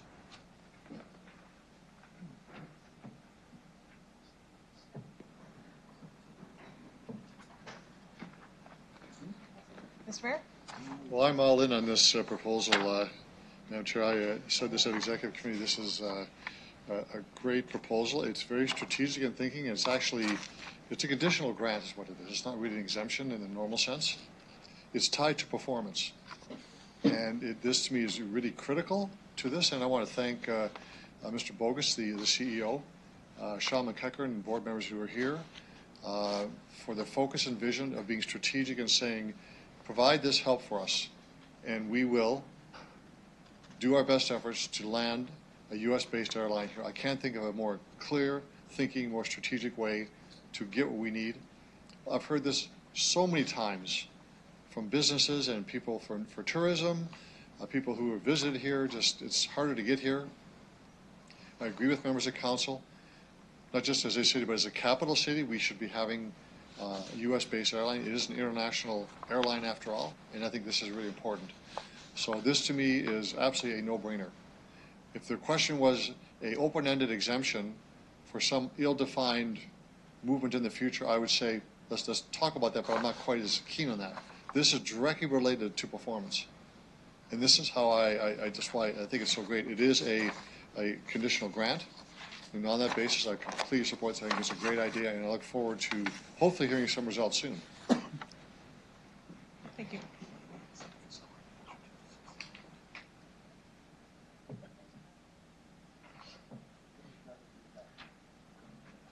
Councillor Flagler, you know better. Councillor Bryce, to close debate, 3 minutes. 3 minutes. So I also wanted to rise to support this. I did support ending the exemption whenever that time came, because it was the right decision at that time for us as a council, I feel. So I did support that. It wasn't based on performance that way. This is based on performance. We are looking at bringing in a flight. This weekend I flew from a conference in the States home. It took me 3 flights to actually get home, which means an entire day is travel, delays, then another delay because you're in another airport, and then another thunderstorm delay. So it's just very tedious to actually travel to and from the States currently. So this is performance-based. That's the only way I support this. So I'll end it at that. Thank you. Thank you, Councillor Bryce. You are now closing the debate. I'll call the question. All those in favor? Opposed? That's carried unanimously. Move on to another report. Yes, a bylaw, that's right. Sorry. Bylaw, Councillor Bryce. I was going to find where I put that one. Here it is. I move, seconded by Councillor Stevens, that bylaw 2019-41 be introduced and read a first time. All those in favor? Opposed? That's carried. I move, seconded by Councillor Murray, that bylaw 2019-41 be read a second time. Any discussion? All those in favor? Opposed? That's carried. Thank you. I move, seconded by Councillor O'Donnell, that Council hereby consents to bylaw 2019-41 going to a third reading at this meeting. All those in favor? Opposed? It's carried unanimously. I move, seconded by Councillor Hawkins, that bylaw 2019-41 be read a third time. Be read a third time. All those in favor? Opposed? That's carried. Now we'll move on to the City Clerk's report, CM 19-12. Mr. Clerk, do you want to sort of give us a background on this piece? And then Sure, thank you, Your Worship. I'll just remind members of council that over the past few years, concerns have been raised at executive committee when nominations to external bodies that council appoints members to have been brought forward. There have been concerns raised about lack of representation across the city, gender diversity, etc. And so sometimes that happens just because of a number of factors. It could be a lack of public awareness. There's also the perception sometimes that nominating bodies aren't really giving the best efforts that is expected of you. So with that in mind, administration was directed back in March of this year to review the affected bylaws of those agencies that provide nominations to us. Based on what I found from other jurisdictions and based on what is in legislation or other bylaws, it's my position that an overarching policy statement is actually more beneficial than trying to change bylaws. First of all, bylaws can be cumbersome to change. We have to go through readings, et cetera, et cetera. They're not nimble. And moreover, we don't always control the nominating authority. For example, nominations to the Public Library Board are under provincial legislation. The Regina Airport Authority has its own bylaw-making authority. So there are times when the city, represented by council, makes the appointments, but they are to other bodies, and so there may be some parameters set out in those. So after reviewing a number of jurisdictions, and in the report, we named those cities. I think there was about half a dozen.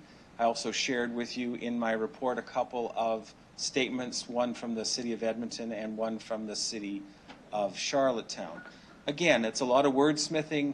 It's nothing necessarily new in these statements, but we were trying to find something that reflected the character of Regina, and with that, the intention and the objectives of what I believe you in council were trying to achieve. I will take one note. If you will look on page 4 of the report, under the section of the policy and/or strategic implications, the second paragraph is perhaps the most important thing in this document. It reads, nominations that are brought forward to City Council that do not reflect the objectives of the policy statement or were deficient in recruitment efforts to reach out to all parts of the community will be rejected. So my office will no longer be bringing what we think are inadequate reports to you if, for example, a nominating body does not appear to have done any of the best efforts to reach out, or that they haven't done proper advertising, or if they're giving us a one kind of slate of candidates, because that's certainly the objectives that I have taken from you. Now, in that regard, the Deputy Clerk can share with you our expanded communications approach that we are looking to take with the launch of our public advertisements on next Friday, which is part of the reason why this is here. And I will also say that because we were under the gun in trying to get this out to coincide with the September the 6th public advertisements for all the boards and agencies of council, I reached out to you in advance and said, this is what I'm thinking. I had a discussion with Councillor Hawkins, and we tweaked a bit of the wording in the second paragraph, which we will be throwing up on the screen. Councillor Hawkins will speak to that as well. I think that will meet the objectives that we're looking for. But if I can just ask the Deputy Clerk just to share with you our expanded communications objectives. Madam Deputy Clerk. Through you, Your Worship, our offices work closely with communications, and together we've developed a communication plan and strategy that includes some new initiatives gathered through collaboration and research conducted of other municipalities, such as the City of Toronto and the City of Saskatoon. In addition to advertising in the Regina Leader Post and on social media platforms such as Facebook and Twitter, we will be utilizing LinkedIn, and we have also reached out to roughly 20 external organizations. I handed out a handout to you just so that you can see what those 20 organizations look like, seeking their assistance to advertise with us. So some of those external organizations are as follows: Inclusion Regina and Saskatchewan, the Regina Open Door Society, the Business and Professional Women of Regina, the U of R Pride, and our networks with Reconciliation Regina. Thank you for that. With that, I will give the floor to Councillor Hawkins. Thank you, Your Worship. I'll move the recommendation, seek and seconder, and if I achieve that, then I will move the amendment as a friendly amendment. Seconder for that, please. Okay, Councillor Bryce. Briefly, the recommendation says as follows, that the following actions to enhance the gender and diversity representation on City Council appointments to municipal boards, commissions, authorities, committees, and external agencies be approved. Option 1 is the recommended option. An overarching policy statement that outlines the efforts to which all nominating bodies must follow when advertising and recruiting for City Council approved appointments to municipal boards, commissions, authorities, and committees. And 2, all advertising for the above appointment includes specific reference to the policy statement, which can be found on regina.ca. The amendment is to option 1, to the wording, and the amendment reads, and I'll ask the seconder that they accept this as a friendly amendment. The City Council values and seeks to further enhance the inclusive nature of Regina through living the values of respect and trust, celebrating the strength that comes from diversity, and inviting participation from all in decision-making. And this is where the sentence changes slightly. Nominees will have been recruited through an inclusive, transparent, and equitable process, and appointments made by City Council will reflect these objectives. Representative citizen members provide a varied and valued perspective, reflecting and honoring the diversity of our community and bringing experience, skills, and expertise that contribute to good governance and informed decision-making. Your Worship, I'd ask the seconder if they'll accept this. Bryce, are you okay with that? Okay. Thank you very much. The point of the amendment, which is not a great amendment, is simply to remove the word all, which has a double meaning. It was ambiguous. This amendment achieves what was intended. I want to only say one thing. In my 7 years on council, council and the administration has worked diligently to achieve these objectives. Sometimes we were able to make forward progress, sometimes we didn't make progress, but the next time we did make progress. What we have here is an evolutionary process to achieve the diversity objectives that are reflected in our city's motto, and I believe in the wishes of council, the administration, and the citizens of this committee. This statement, which will guide all of our appointment procedures, now encapsulates that progress that has been made and guarantees progress to continue in the future. I'd ask for your support. Thank you, Councillor Hawkins. We do have other speakers. Councillor Murray, you're next. Thank you. Through the chair, given the latest of the hour, I'll keep my comments very brief and short. My experience has been the last couple times I've been on both the Regina Downtown Business Improvement and the Warehouse boards, it's been a challenge for us to get a diverse slate of candidates. I don't believe for a lack of trying. I believe it's because we have lacked a specific policy. So I'm very happy to see this policy come forward to give some guidelines for those boards to be able to find the people that better represent our community. Thanks. I'm in support. Thank you, Councillor Murray. Councillor Stevens. Great, thank you. I guess maybe to Councillor Hawkins as well as perhaps administration on this one. Is it assumed then, because these applications can be rejected by the City Clerk's office, that this will trickle down into a decision-making framework at these board levels, and they should then develop their own policies and practices? Through the chair. Mr. Clerk, Mr. Hawkins, Councillor Hawkins. Thank you, Your Worship. I think that's part of the answer. The answer is it's assumed that this statement will serve as an educational statement given in advance so that the boards and agencies can use it as a guiding principle in presenting their nominations to council. Great, thank you.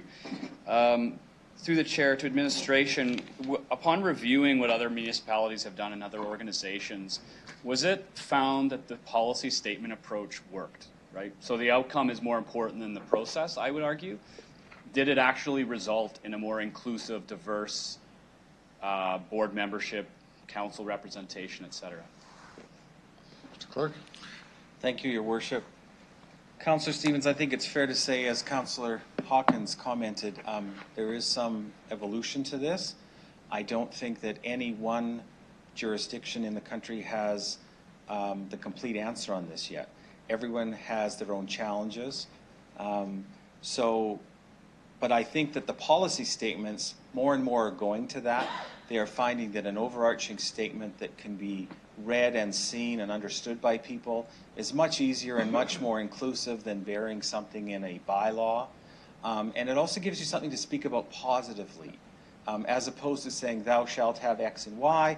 This says we are living our value here. This is what we want. This is what we seek. So in short, policy statements from our research and the ones that I identified in the report seems to be the way that they're going right now. Terrific, thank you.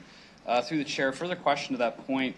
I think there's kind of a subjective element. We'll see these applications coming forward. Are there benchmarks that the clerk's office will use and might be accompanying these reports to suggest that X percentage of the population is identifying as Indigenous, X percentage of these members should be Indigenous, as an example? Will we see those benchmarks, or will any benchmarks actually be used when, making meaningful that language here? Mr. Clerk? Through your worship, Councillor Stevens, I don't believe that the objective or the mandate of this review was to reach out or to identify whether it was quotas or however you want to phrase that. Having said that, our applications have always invited applicants from underrepresented groups, et cetera, et cetera. We've asked people to self-identify if they wish. We reflect that on the matrix of qualifications that we show when we bring these nominations to City Council. And I think that based on the list that the Deputy Clerk shared with you, we may get some really good ideas from some of these groups. I mean, we're assuming a lot at times, and that isn't always the best way. So, for example, the Open Door Society may come up with some really interesting avenues by which we can reach out to newcomers in a far better way than maybe we've done before. So, in the short answer, it's going to be pretty subjective at the early outset, and perhaps we will be able to see in a couple of years' time what the metrics are in terms of showing you the change that's happened. Terrific, thank you. Through the chair, several of those committees are council committees. So for instance, the Mayor's Housing Commission, which I recall was actually the least representative. How do we police this amongst ourselves? Will you interject when you identify the fact that city council committees are not reflecting this policy objective? I can answer that one, Councillor Stevens, and this is part of the complexity of how applications are approved for submission. So members of council certainly are on the commission, of course, but we ask organizations to nominate someone to come into this. And this, if we pass this, will be given to those organizations, like the home builders, to say you are required to do this.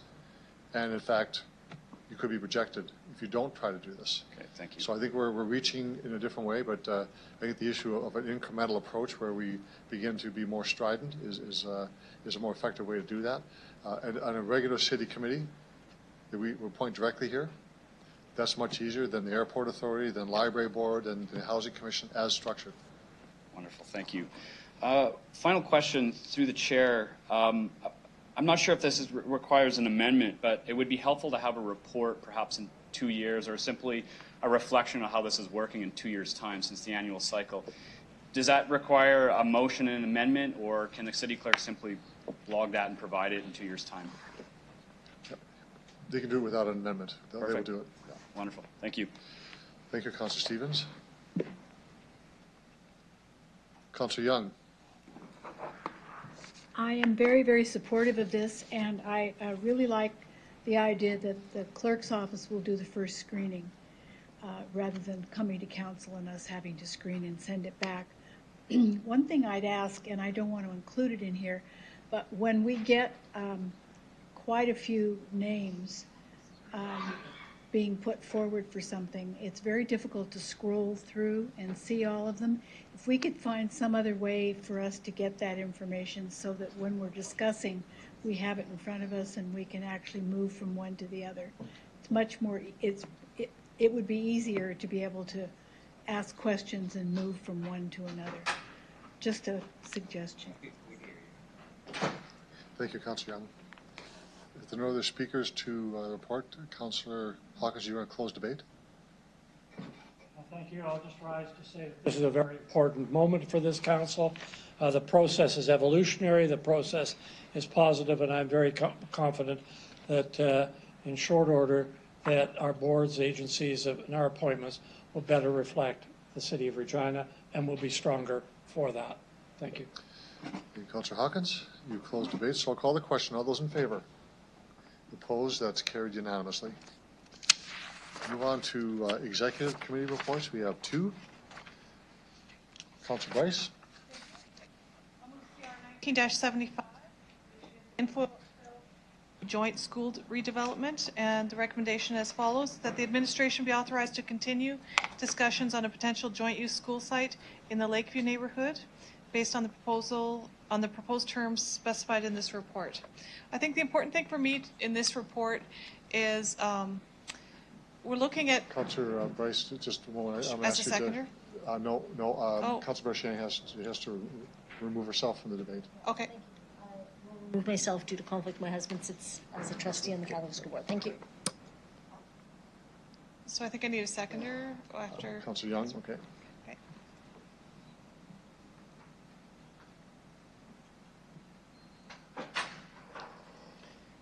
Thank you. Floor is yours. Thank you. The important part for me in this report is that when we're negotiating parkland being given away for something like this, that we're getting parkland in return. So it does specify in this report that the city land remains as a whole, and that's a very important part for me. So I'll leave it at that. Thank you. Thank you, Councillor Bryce. Councillor Young, do you want to speak to it? Or any speakers to it? Okay. Councillor Hawkins. Thank you. I'll be very brief. I want to underline the point that Councillor Bryce made. These are discussions. It's to enable us to participate in feedback. There's no decisions being made here. The nature of the school and the kind of school that are going to be built are not in our purview. They're within the purview of the respective school boards. And that, as Councillor Bryce has mentioned, importantly, any parkland we give up will be in the discussions recompensed by parkland that we receive. Thank you. Thank you, Councillor Hawkins. Councillor Stevens. Great, thank you.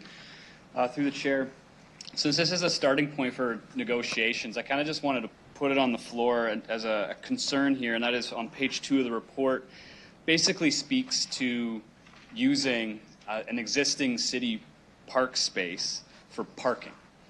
So I understand the value of negotiations, of looking for a land swap of equal value, but the notion of giving up park space for parking under any conditions is rather offensive. So I think in these conversations that we have with the government, I understand we can't charge them for land, but if there's something that we shouldn't be using park space for, it's parking. It is the most absurd use of a very valuable green space. And we had a conversation here about Regent Park development, and we chose not to use that space for affordable housing. I think a hard line in the sand should be putting a space for vehicles in existing green space. Thank you. Thank you, Councillor Stevens. Other speakers to the report? Councillor Bryce, you said it very well. Do you want to close debate? I'm going to call the question. All those in favor? Opposed? That's carried. Councillor Bryce? Wait for Councillor Brasciani to come back in. You still have the floor there.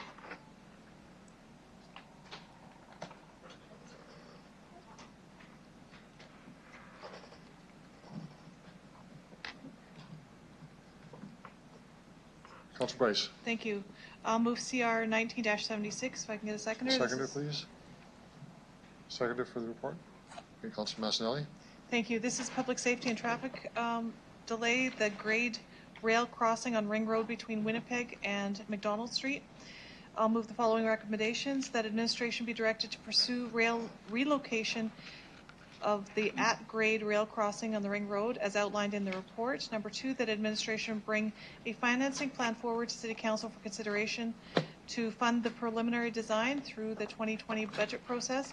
Number 3, that the administration be authorized to explore, negotiate, and enter into a third-party funding, if available, agreement for preliminary design and subsequent phases.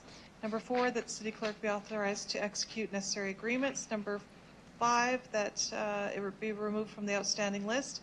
And number 6, that we secure cooperation from CN Rail and CP Rail by a memorandum of understanding or letter of intent to seek avenues for project funding, including the federal government and provincial government. So just to briefly speak about this is something that's been on our minds quite a bit, at least mine.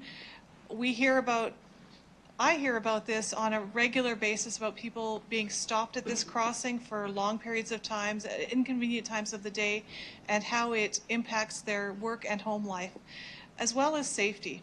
And safety comes first for me with an at-grade crossing like this, and we've had accidents in the past with this. I don't want to wait for a major incident to happen at this rail crossing before we do something about it. I think now's the time to do it. We've talked about this at Executive Committee. We talked about, when I was in grade school, this was brought before council once before, and they didn't do anything about it at that time. I think now's the time to do something when we have the opportunity to do it. So I think moving forward with this is appropriate and provides with the safety and the convenience of Regina citizens. Thank you. Thank you, Councillor Bryce. Councillor Flagel. Thanks. And yes, I'm in support of this too, and this has been a long-standing conversation we've had. But like I said, at exact 65,000 people a day running across these railway tracks, plus the ones on Ross Avenue in Eastview, just cause major traffic and generally it's 8 o'clock and noon and 5, never at 2 in the afternoon. But they have business to do too, and I understand that the rails do business. The one thing that I can't remember if the gentleman spoke about or we asked the question was there any precedent set anywhere else in Canada that rails were moved and then a funding model was set up? Was there any discussion from any of the gentlemen? I didn't hear any of that, or if I don't remember it, was there anything that, yeah, they came back and CNCP put money here, this, and so on and so forth, or the federal government, or that particular province? Ms. Harlock? No, for the funding. Ms. Harlock? Through you, Your Worship, so definitely there has been other projects that has gotten funding over to do these types of projects through the federal, but we would have to get it in advance of proceeding. That's typically how those funds work. That's what I meant, sorry. Yeah, but CN and CP, again, that would be part of our negotiations, but we are asking them to move, so we need to have those conversations with So them. other municipalities, thank you, through you, and so other municipalities have gone through this and found federal money and CNCP money and provincial money of their province, or? Through your worship, I don't want to speak about what CN or CP's contributions have been, because I don't have that information, but I know other municipalities have gotten federal funds and provincial funds depending on the project. Okay. The other thing that I want to make clear, and I hope that the answer that I have is correct. This has no effect. If we're going to be looking at this one, this is not going to have any effect on the Winnipeg Street overpass at the Ring Road being redone in the next coming years, because we're a realignment of Winnipeg Street, building a new bridge. That's still going to be on the table and on the slate for the next 0 to 5 years. Ms. Harlock? Through your worship, there was one option that we provided council that does affect Winnipeg Street Bridge, but it isn't the option that we're recommending that we explore. So that means we'll be able to go forward with building and realigning Winnipeg Street. That's good news as well. I know there was 2 options to move the track and going north and then cutting back through to split Kensington and Somerset, which may never happen. But taking it as far north as possible is just going to free up some more lands that we have in turn on the east side of Winnipeg Street, which is in Councillor Murray's area, I think, at this particular point. And it's still within the city limits, and that's something that we got to look at too, because at some point we may need all that land, and it's going to make it a little bit more sellable. It's not going to change the economy of the housing market in Regina today, but it's going to give somebody an opportunity to even sell that land, change it. I know the one delegation, Mr. Jagielniski, has some land, industrial land there too, which could open the door for him. And I think it's a good idea to kind of square it off, and the way that design is looking on this one, I know it's the second option, it's $106 million, and the other one was 83 million or whatever it was, but there may be value in that. So appreciate it, and it'll be a good day when we can get this thing going. Thanks. Thank you, Councillor Flagel. Councillor Massanelli. Thank you. Through you, Mr. Chair. I really hate this crossing like every other Regina resident. It screws me over on a daily basis. Actually, my nephew's girlfriend has a great blog on this crossing because she likes to let us all know about it when she hits it. It makes me laugh daily. Having said that, I'd really like to see this crossing moved as well. It was cited in the OCP to be addressed later on in the 15 to 20 year mark when the OCP was devised. Was it not? Was this not addressed later in time originally? Ms. Harlock? Through your worship. We have policies within the OCP with respect to safety and those sorts of things. We didn't have something specific that I'm aware of within the OCP about this specific crossing. Some of the impacts of the full project had other crossings that are going to have to be looked at regardless, but this would just advance that sooner. Okay. In advancing this project, are we taking staff away from other planning needs because we are putting this on the forefront? Is there anything, are we getting extra staff to do this? Are we going to be taking away from any of the other intersections, dangerous crossings, problems you've identified? I remember multiple reports since I've become a councillor, quite a few brought forward by Councillor Bresciani, citing different intersections in our city that have fatalities, problems, various concerns. Are we phasing out this to bring it ahead, and is that affecting us for the other things you've talked about? Ms. Harlock? Through your worship, within the report, we would be looking at hiring staff to project manage this separately because it is a very complex file. So no, we would make sure that everything else on all of our work plans to bring other initiatives forward, we're still on track. But we would want to hire the appropriate staff to project manage this because it would be a very significant project for the city to undertake. Okay. I view this as an important project, as I've stated already. Having said that, I know that we don't have a funding model in place for it today, and we're going to be looking for funding sources and everything else. If we invest the money to plan out this project, do we have a best before date on this project? Are we able to shelve it till we find a time when the money is available? Is there a timestamp on this that we have to follow through with the investment and make it a deal? Ms. Harlock? Through your worship, I think with respect to what the next phase is, which is looking at the feasibility and doing the next set of work, that doesn't really, I mean, obviously if we go out 20 years and other things changes, we'd have to update it. But right now for the near term, no, this next part would have some years on it that would let us keep going to find the right time. But one of the things with respect to going to this next preliminary design is so that we can go and show both the rails and government funding that we're serious, we want to move forward with this, and we're looking at the design options that are available. Okay. So currently we have no money set aside for this, I believe. As we go forward, will we be starting to have a pool of money set for having this project come to fruition? Is this something we start to save for and put our pennies for, or is this something we address when the time comes and make adjustments necessary? Through your worship, at this time we're requesting the amount would be $2 million that would be looked at in this budget year, and then going forward as we look at the different funding options and mechanisms, we would work that into our budget cycles and bring that forward to council for a council decision on how we would fund our portion if we could get federal and provincial funding. Okay. The $2 million you marked out for this budget year, what portion of the budget would that come from? Reserves, tax increase, where would the... Ms. Harlock? Through your worship, we had recommended that we would bring that forward into the budget process to talk about that. If council wanted to advance that funding today, it would come out of the GFR as on page 6 of the report. But our no, that's fine. The recommendation though is that we push it to have it as a fulsome discussion at the time of budget for this year. Okay, thank you. Councillor Massanelli. Councillor Stevens. So through the chair, if I canvass a lot of the media coverage of this issue, it's suggested that we're spending $106 million tonight. We're not. So that's important to make clear. We're pretty much just advancing this into the budget. I will ask those, before anything goes ahead, the report reads that we're going to look for a MOU from the rail companies, correct? So if they say no dice, this is dead in its tracks now, is that correct? Ms. Harlock?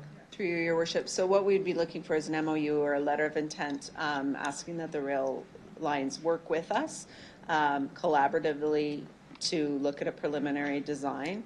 But by no means would that be a commitment, as we need to go to that next level of detail to refine, as you know, the numbers that we have before you. Some have order of magnitudes that need to be refined so that when we go forward for funding, we have more concrete numbers. Thank you. Further to Councillor Mancinelli's point, if we balance this, and I understand how this came to be on the table tonight, but if we balance this against other intersections such as Elphinstone near the stadium, Albert Street, where does this particular rail crossing compare in terms of importance and where it actually exists in short and long-term plans? Ms. Harlock? Through your worship, I'd have to do a little bit more work with the staff with respect to this. Each project has its own unique attributes. As the report indicates for this, it's actually going to provide a benefit to 3 neighborhoods that was not foreseen before. So depending on the intersection, sometimes it's not always apples to apples. So we would have to look at that to provide more information. Thank you. In terms of, through the chair, if this goes ahead, rail lines are relocated, what happens with some of the rights of way or where the rail lines are actually located currently? Does it become the city's land? Are we then able to maybe bolt this into other transportation initiatives like pathways, bike paths, etc.? Ms. Harlock? Through you, Your Worship, those are things that would have to be discussed with the rail lines through the negotiations with respect to any residual parcels that may come available through the process. Perfect, great, thank you. Final question. I understand that in the 1980s, and thank you very much to Councillor O'Donnell for the lesson, a mistake was made by not proceed. That was a compliment. I wasn't insulting anyone. I love history. No. A mistake was made in the 80s to not proceed with relocation. Is this a correction of that particular request, or is this a totally separate issue that we've only encountered as a city group? Through your worship, I think the city's grown, as you said, and we've seen more traffic, and I think it's an opportunity to relook at where we're at. That was a referendum that was completed to make that decision. But at this point, we do have an opportunity, and the detailed or the preliminary design will just provide us more money or more opportunities and information about what the full project scopes would be as we move forward. So it is a big endeavor, but it's putting the planning up front to really see what we're looking at for the full project. Great, thank you very much. Thank you, Councillor Stevens. Councillor Young. Thank you, Your Worship. I'd like to clarify some things that are on media right now on Twitter that I'm getting, just to clarify what's real and what isn't. One of them is that moving rail lines that people will soon need to use for transportation in and out of Regina. Are we removing rail lines that's going to keep people from moving people and goods in and out of Regina? Through you, Your Worship, no, the plan is to reroute to provide a better and more efficient ring road opportunity and to provide the rail lines, hopefully with something that provides more safety for the neighborhoods that they currently go through. And a second tweet is transit options, including trains, need to be accessible from downtown. If you remove them from the transit routes, they become just like excluding your current airport, which has no transit or pedestrian access. Are we moving trains out of downtown so that they can never be accessed by people again? Ms. Harlock? The answer is no. Yeah, through you, Your Worship, this doesn't have to do with passenger transit. So no, this has to do with the rail lines that move goods throughout our city. So this isn't going to interfere with transit at all? No, it will not. Thank you. Thank you, Councillor Young. Councillor O'Donnell. Thanks. I don't have tweet or Twitter in front of me. I just have history. And so I'm going to just repeat a couple of things that I said, and I'm going to correct something I said before. The last time that this was before a council was 1992. And in 1992, there was $25 million hoped for from the province and $25 million from the federal government. And it didn't happen. So 1992, the reference that Councillor Stevens made, I stand by, goes back to either the late 70s or early 80s when there was a plebiscite here and we turned it down. But here, let's be really clear about not only what we're talking about today, but what was there before. The CP main line, which goes right through downtown Regina, past Elphinstone, past the stadium, was never going to move, isn't going to move, and in my lifetime wouldn't even be considered for movement, let alone anybody else's lifetime. We moved our city to be there for economic reasons, and so that is not going to move. The lines that are being considered are spur lines. So when you consider CN, their main line does not come through Regina. Their main line goes through Melville up to Saskatoon to Edmonton and so on. So this is an adjunct line that goes out to Melville so they can hook up, and the other line goes up towards Saskatoon past Evraz and so on there. That is, by the way, shared by Short Line Railroad as well. So I want to be clear about that. I don't personally know the people that run CN and CP. I don't know them. And like the good lady from the airport, I don't have direct contact, although I've tried in the past. But when I raise my hand to support this, it is with the clear understanding that CP and CN will not put a nickel into this, not one nickel.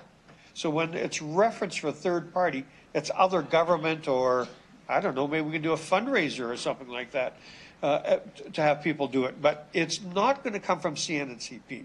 That's not how it ever has been done. And I think if you even look at, and I probably shouldn't say this, I should look it up first, but if you look at Lac Magentic, I don't believe that they put any money into that. I believe that that money was handled by government. Both They went out of business. The company went out of business. Because the company went out of business. It was a private rail line.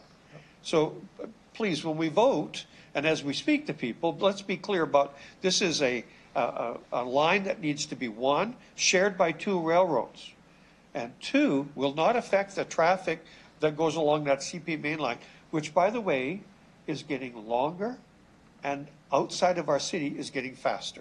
That's a public policy statement that's done. Here's my last word on railroads. If you look at history, you look at the railroads and the legislation actually predates Confederation in Canada. Predates Confederation. So keep your eyes open on this one, please. Thank you, Councillor O'Donnell. Councillor Bresciani. Thank you, Your Worship.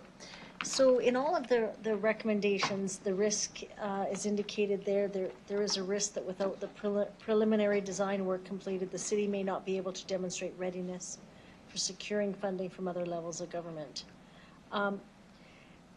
So what you're saying is if we don't get this kind of in the works, then we cannot really apply for other funding within, for government funding. Is that accurate, Your Worship? Ms. Harlock? Through you, Your Worship, we definitely could apply without it.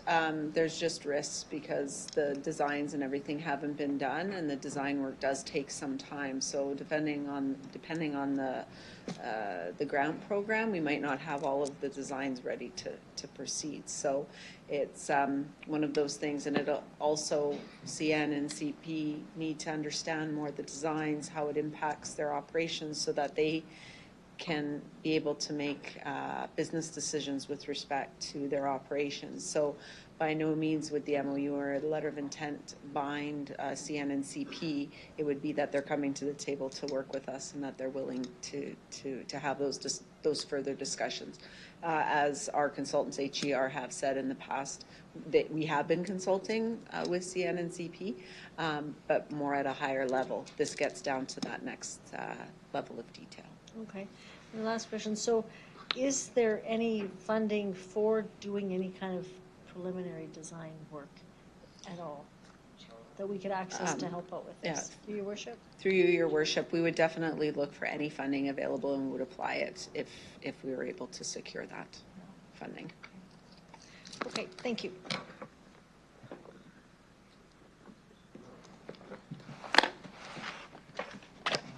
Thank you, Worship, to the administration. The rail relocation, as you mentioned, rerouting, so everybody speaks the right terms. Is this rerouting is going to put more pressure on the existing odd-grade crossings? Let's just pick a few of them. Park Street, let's say Elphinstone. Is that going to put more pressure on the crossing? And then is that going to escalate that we have to do something about those crossings then, as the city grows and we busy? Ms. Harlock? That is correct, that as I had indicated previously, there is work within the Transportation Master Plan that talks about other at-grade crossings that would need to be upgraded regardless. This might just advance them a little bit sooner, but not, I believe it was I think it's outside of the 30-year time frame. Might ask Mr. Brown just to confirm when those might be needed. Brown? So through you, Mr. Worship, yes, it will put more pressure over time on other crossings, at-grade crossings that currently exist in the city. So some of those examples are at McDonald Street and the current spur line, Bailey, that crosses there, as well as Ross Avenue and Park Street, specifically the CP Cross Street crossing. And so those were some of the items that were outlined in the presentation. Now, those additional pressures that will be put on those crossings will have to be something the city will have to monitor in terms of when it'll have to happen. The first one that may occur is probably the Park Street crossing, but it would be outside. It'd be outside like about 21 years in the future kind of thing, in terms of we may need to look at it, but that's based on forecasts and assumptions as to whether or not that will be realized in that time frame or if it'll be longer. Okay. Thank you. Thank you, Councilor Fundura. Councilor Murray. Thank you. Thank you, through your worship. With the relocations in other municipalities, I understand that CN&CP wouldn't be very receptive if it costs them money, obviously. In cases where it doesn't cost them money, has your experience been when you spoke with other municipalities requesting this kind of a thing? Are they receptive or are they kind of cold? Through your worship, I haven't personally talked to any other municipalities, but HDR, like our consultants, have talked. The rail companies are willing to have conversations. Their biggest thing is looking at their business and making sure it's not impacting their overall business, because they have a job to get goods to market and their operations. So they'll look at all of the cost-benefit analysis to see how it impacts their operations. And if there's ways that you can mitigate those, then they're open to having those discussions, is our understanding. Okay, great. Awesome, thanks. And just for reference, I was 2 years old in 1992 during the plebiscite, so you can't blame me for the vote. Thanks. Thanks for that little tip. Any of the speakers on this? Councilor Bryce, could you take the chair, please?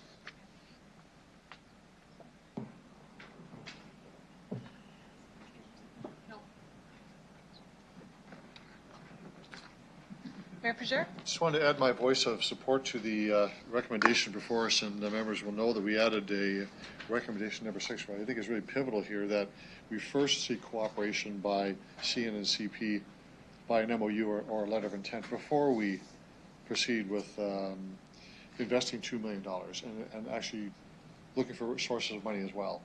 First things first. I know the communications with both CN and CP spoke to this issue of the first step being to seek their cooperation, then we will move forward with the project design. So, as Councillor Stevens mentioned pretty bluntly here, we are not approving the project tonight. We are going to put it more into focus and see whether we really want to do this. So this is important, and I'll just, some of the comments made particularly by Councillor Flego I think are quite important here. And others have mentioned as well about the frustration that the riding public has on Ring Road is continuous, and it gets more and more all the time. But equally important to that are the dangerous goods that can happen, or the accidents that can happen because of dangerous goods on these rail lines. And we know that one of those lines had a single car through the middle of the night, when no one knew about it, sort of float through the city, end up near Elphinstone before anybody ever even saw it. And heaven forbid that it would actually have something flammable in there. This was, I believe, tar in the bottom, so it was inert. In any case, we have these issues that we have to deal with as a community, both for safety, for the public, for moving around, and also for safety for rail lines moving their goods and services through our city. So this is a very important project. It's not the most important project. We have many that are here. So we take this one step at a time and see, is this viable as a project or not? I know what the residents want to say. They say it's viable in the sense they want it done. They want those rail lines off Ring Road.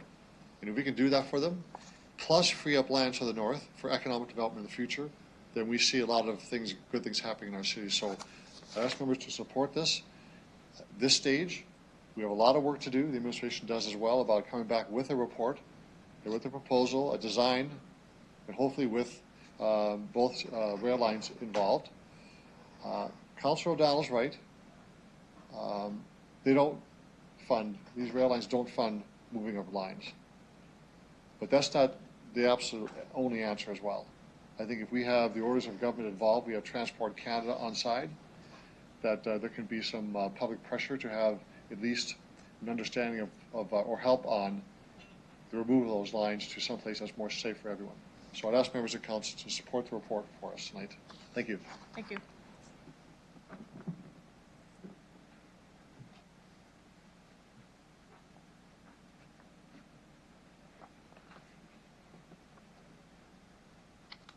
No other speakers to this report. I'm going to call the question. All those in favor? Opposed? That's carried unanimously. We have a 10 o'clock deadline. We can extend that, but just asking members to keep in mind the time. It's 9:45.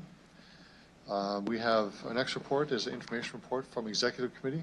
Thank you. I'll move IR 19-5, which is the Buffalo Pound Water Treatment Plant Corporation 2018 Annual Report. Have a seconder for that, please? Seconder?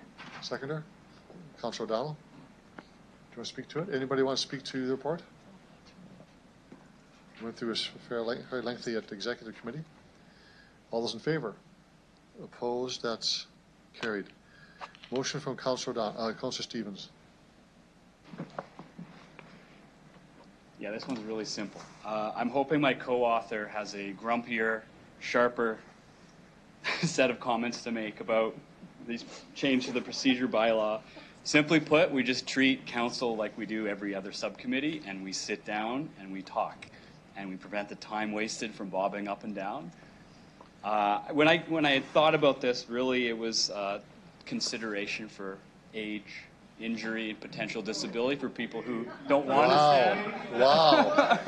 Come on, What a Mike. way to start. That's a good one. Keep it up. Keep going. I'm considerate of all ages here. Bob agreed. And that's it. And there's not much to say other than let's just treat council like we do every other committee. Sit down, talk, and spare us the time getting up and down. Okay, let's see if you have a seconder for that. Seconder. Speakers to the... See, you barely made it. Councillor Bryce, you're on the floor. Thank you. I think we have much more important issues to deal with than standing up or sitting down.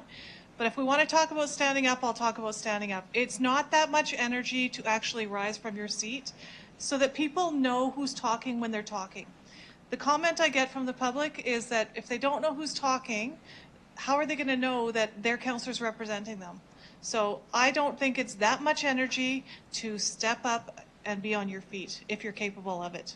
If not, we make concessions for that sort of thing. Thank you. Thank you, Councillor Bryce.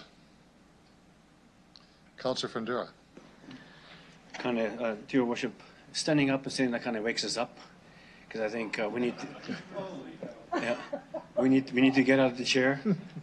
Question to your worship, other municipalities, other councils. I can't remember in Calgary or Saskatoon if they're sitting down or they stand. Everybody stands? Most of them stand. Okay. The administration, Mr. City Manager. Through your worship, we don't have the specifics, but we know that it varies from jurisdiction. Some stand, some sit. Those municipalities that choose to kind of follow parliamentary procedure, obviously, are the ones that stand. So, okay, it's clear. Thank you. Okay. Councillor Flagel. Sorry, I'm going to stand up for as long as I can, even if I'm still here when I'm 90 years old. I think it's respect to the audience, it's respect to the delegation. The delegation is standing up because we want them to be standing and talking. People are more clear when they stand up. They're nervous as all heck there. They will fumble. We've had situations at executive where I remember one time Councillor Young was asking a question of a delegation, and the delegation's looking around the room like, who's talking? Because she was sitting down. I think we need to stand. I think it's respect for the delegation, it's respect for the floor, and it's respect for our staff and administration, as then they come back and stand up and respect us. So when it's council, and I'm going to say the respect of wearing a tie, a business attire. That's another topic, but I think we need to be dressed accordingly, and I think ties need to be worn at council by men and proper dress for women. Thanks. Thank you for that. Councillor O'Donnell, you're next. Thanks. So I gave this a lot of thought, actually, and so my story goes like this. I was at an event one time, there's all these tables, they were very close together and so on, and I was sitting down, and a fellow that was coming to my table was sitting there, came over to me, and he extended his hand to greet me. I took the short way of just sitting there and not getting up and shaking his hand because it was more convenient. So he and I had a little conversation later, and he said to me, you know what, my father always stood to greet people, and I was offended that you didn't stand to greet me. That was the first one. Second one was, at one time I had a group of people over at my house, and I didn't know these people, or part of them. They had come up from the southern U.S.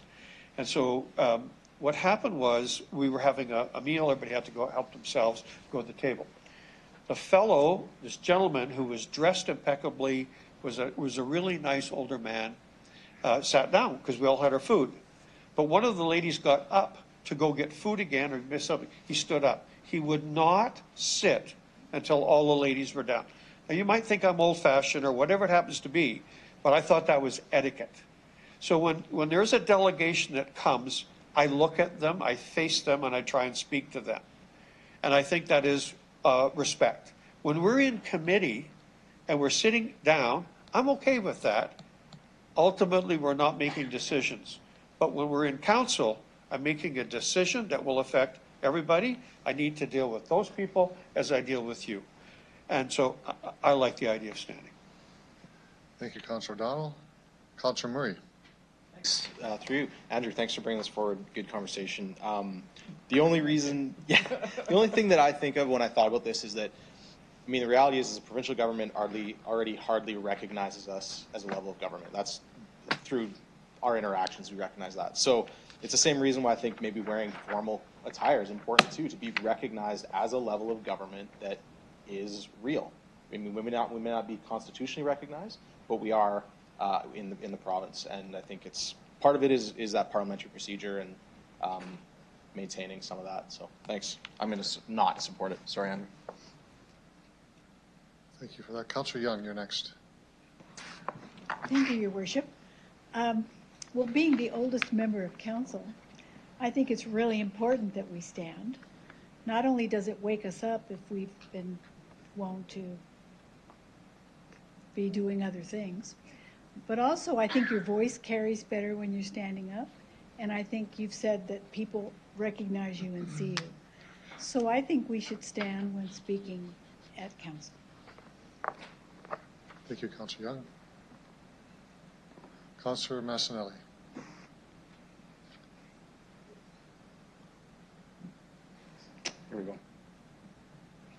Here we go. I guess I stand to say that I'm on the same side as Councillor Stevens. I don't know if any of you have noticed, but I am not a natural public speaker. I get a little bit nervous. When those nerves come, I'm busy concentrating my button, remembering to say through the chair, everything but what I'm supposed to be concentrating on as a councillor, the decision of the moment, what the people are saying. I hate when formality takes precedent over the substance of what we're supposed to be discussing. I don't enjoy the bureaucracy of that. I think the important part is the decisions we make. I find when I put a tie on, I lose a little bit of oxygen in my brain sometimes. I'm not quite as quick. Just to cut back, because I don't enjoy wearing ties. I think that's an old formality. I don't think it makes people impressed with the man that I am. I think my words, my thoughts, what I bring to the table is more important than these things. So I enjoy sitting down because it allows me to hide a little bit and maybe to speak more of what's on my mind than having these nerves right now and everything else. Just my 2 bits. Thank you, Councilor Massanelli. Councilor Bresciani. Well, I have to say that I didn't really, when I saw this come, I was like, okay, I didn't realize it's a big deal, but, you know, I do prefer to stand and talk. I know you guys all know that I like to talk, but I do prefer to stand. I think it's easier to get the message out, use my hands. Hard to do that when you're sitting. These chairs are so big. They must have been made for really big people, but I sit down and they rock, and so it's nice to get out of the chair. And so I actually prefer to stand. And I do think that people in the gallery too, it sometimes, you know, when we're down here, it's easier to see. But when they're up there, if we're sitting, I don't think they can see as well as, so I do prefer to stand. So I'll leave it there. Thank you. Thank you, Councilor Bresciani. Councilor Hawkins. Well, I can say this because I'm of a certain age, but the discussion so far gets the fuddy-duddy award of the year. Let's look at these arguments. We need to stand up so people will be more or less awake. Would that apply to executive committee? One would have thought. There's a lack of respect if we're not standing. Respect is not built on whether you stand or sit. Respect depends on what it is you say. You can't figure out who's talking unless you're standing. Nobody could be in any doubt about whether Councillor Young or Councillor Flagel is talking.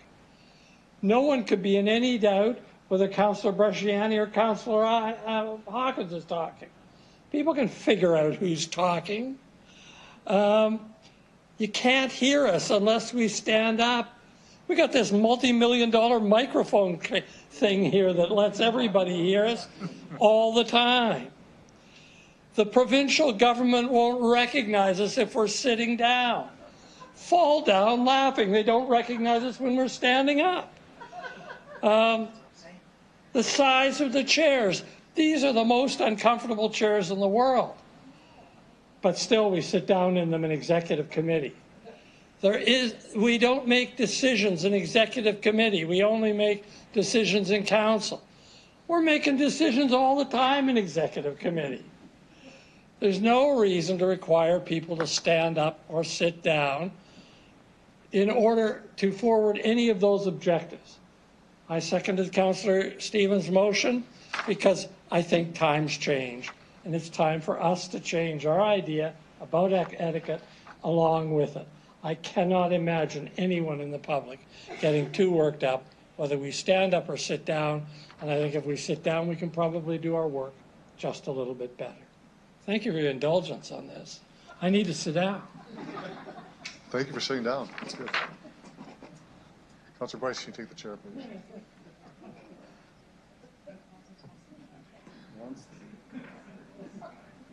I think I'll sit in the chair. Speaking of getting worked up, I think people watching tonight were saying, why are we even talking about this? Right. That would be my first statement. I am not going to support the motion. A lot of the points have already been made that I would raise, but I would say, for me, this turns on the dignity and decorum of this office of council. This is the highest decision-making body that we have in council. And I think that we show respect by wearing a tie, by standing up, letting people see us, make it easier for people to speak. All these, to me, are very important issues. They're touchstones for a modern, legal, legislative body that makes decisions. And I purposely like to stand. I think it's better. I'm not sure why we're wasting time talking about it. But more to the point, we lose the edge of decorum when we say, okay, no tie now, we sit down, then someone comes in and they wear a t-shirt It just shows the dignity of the office isn't there anymore. And to me, that's extremely important, how our face is to the world. But also, Councillor O'Donnell's comments, I think, are quite important. Maybe I'm old-fashioned too, but I do think the standing, the recognition is integral to who we are as a council. To me, it's very, very important. Like the legislature, I'm not sure that's certainly one of them, but the formality is important, and people see that and they respect that. I can't imagine the energy it takes to stand up when you want to. There's no energy. It's easy to stand up, and for those who have difficulties, Councillor Flagel had some issues last year. Couldn't stand up at council. He sat down.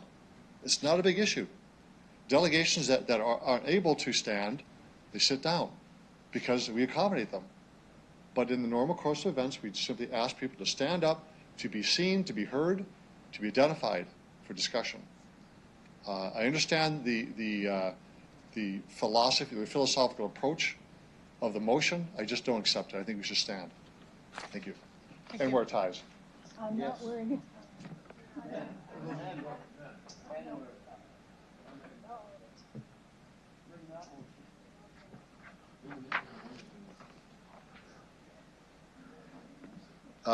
Councillor Stevens, do you want to close debate? Okay, I'll call the question on this. All those in favor of the motion? Those opposed? The motion dies.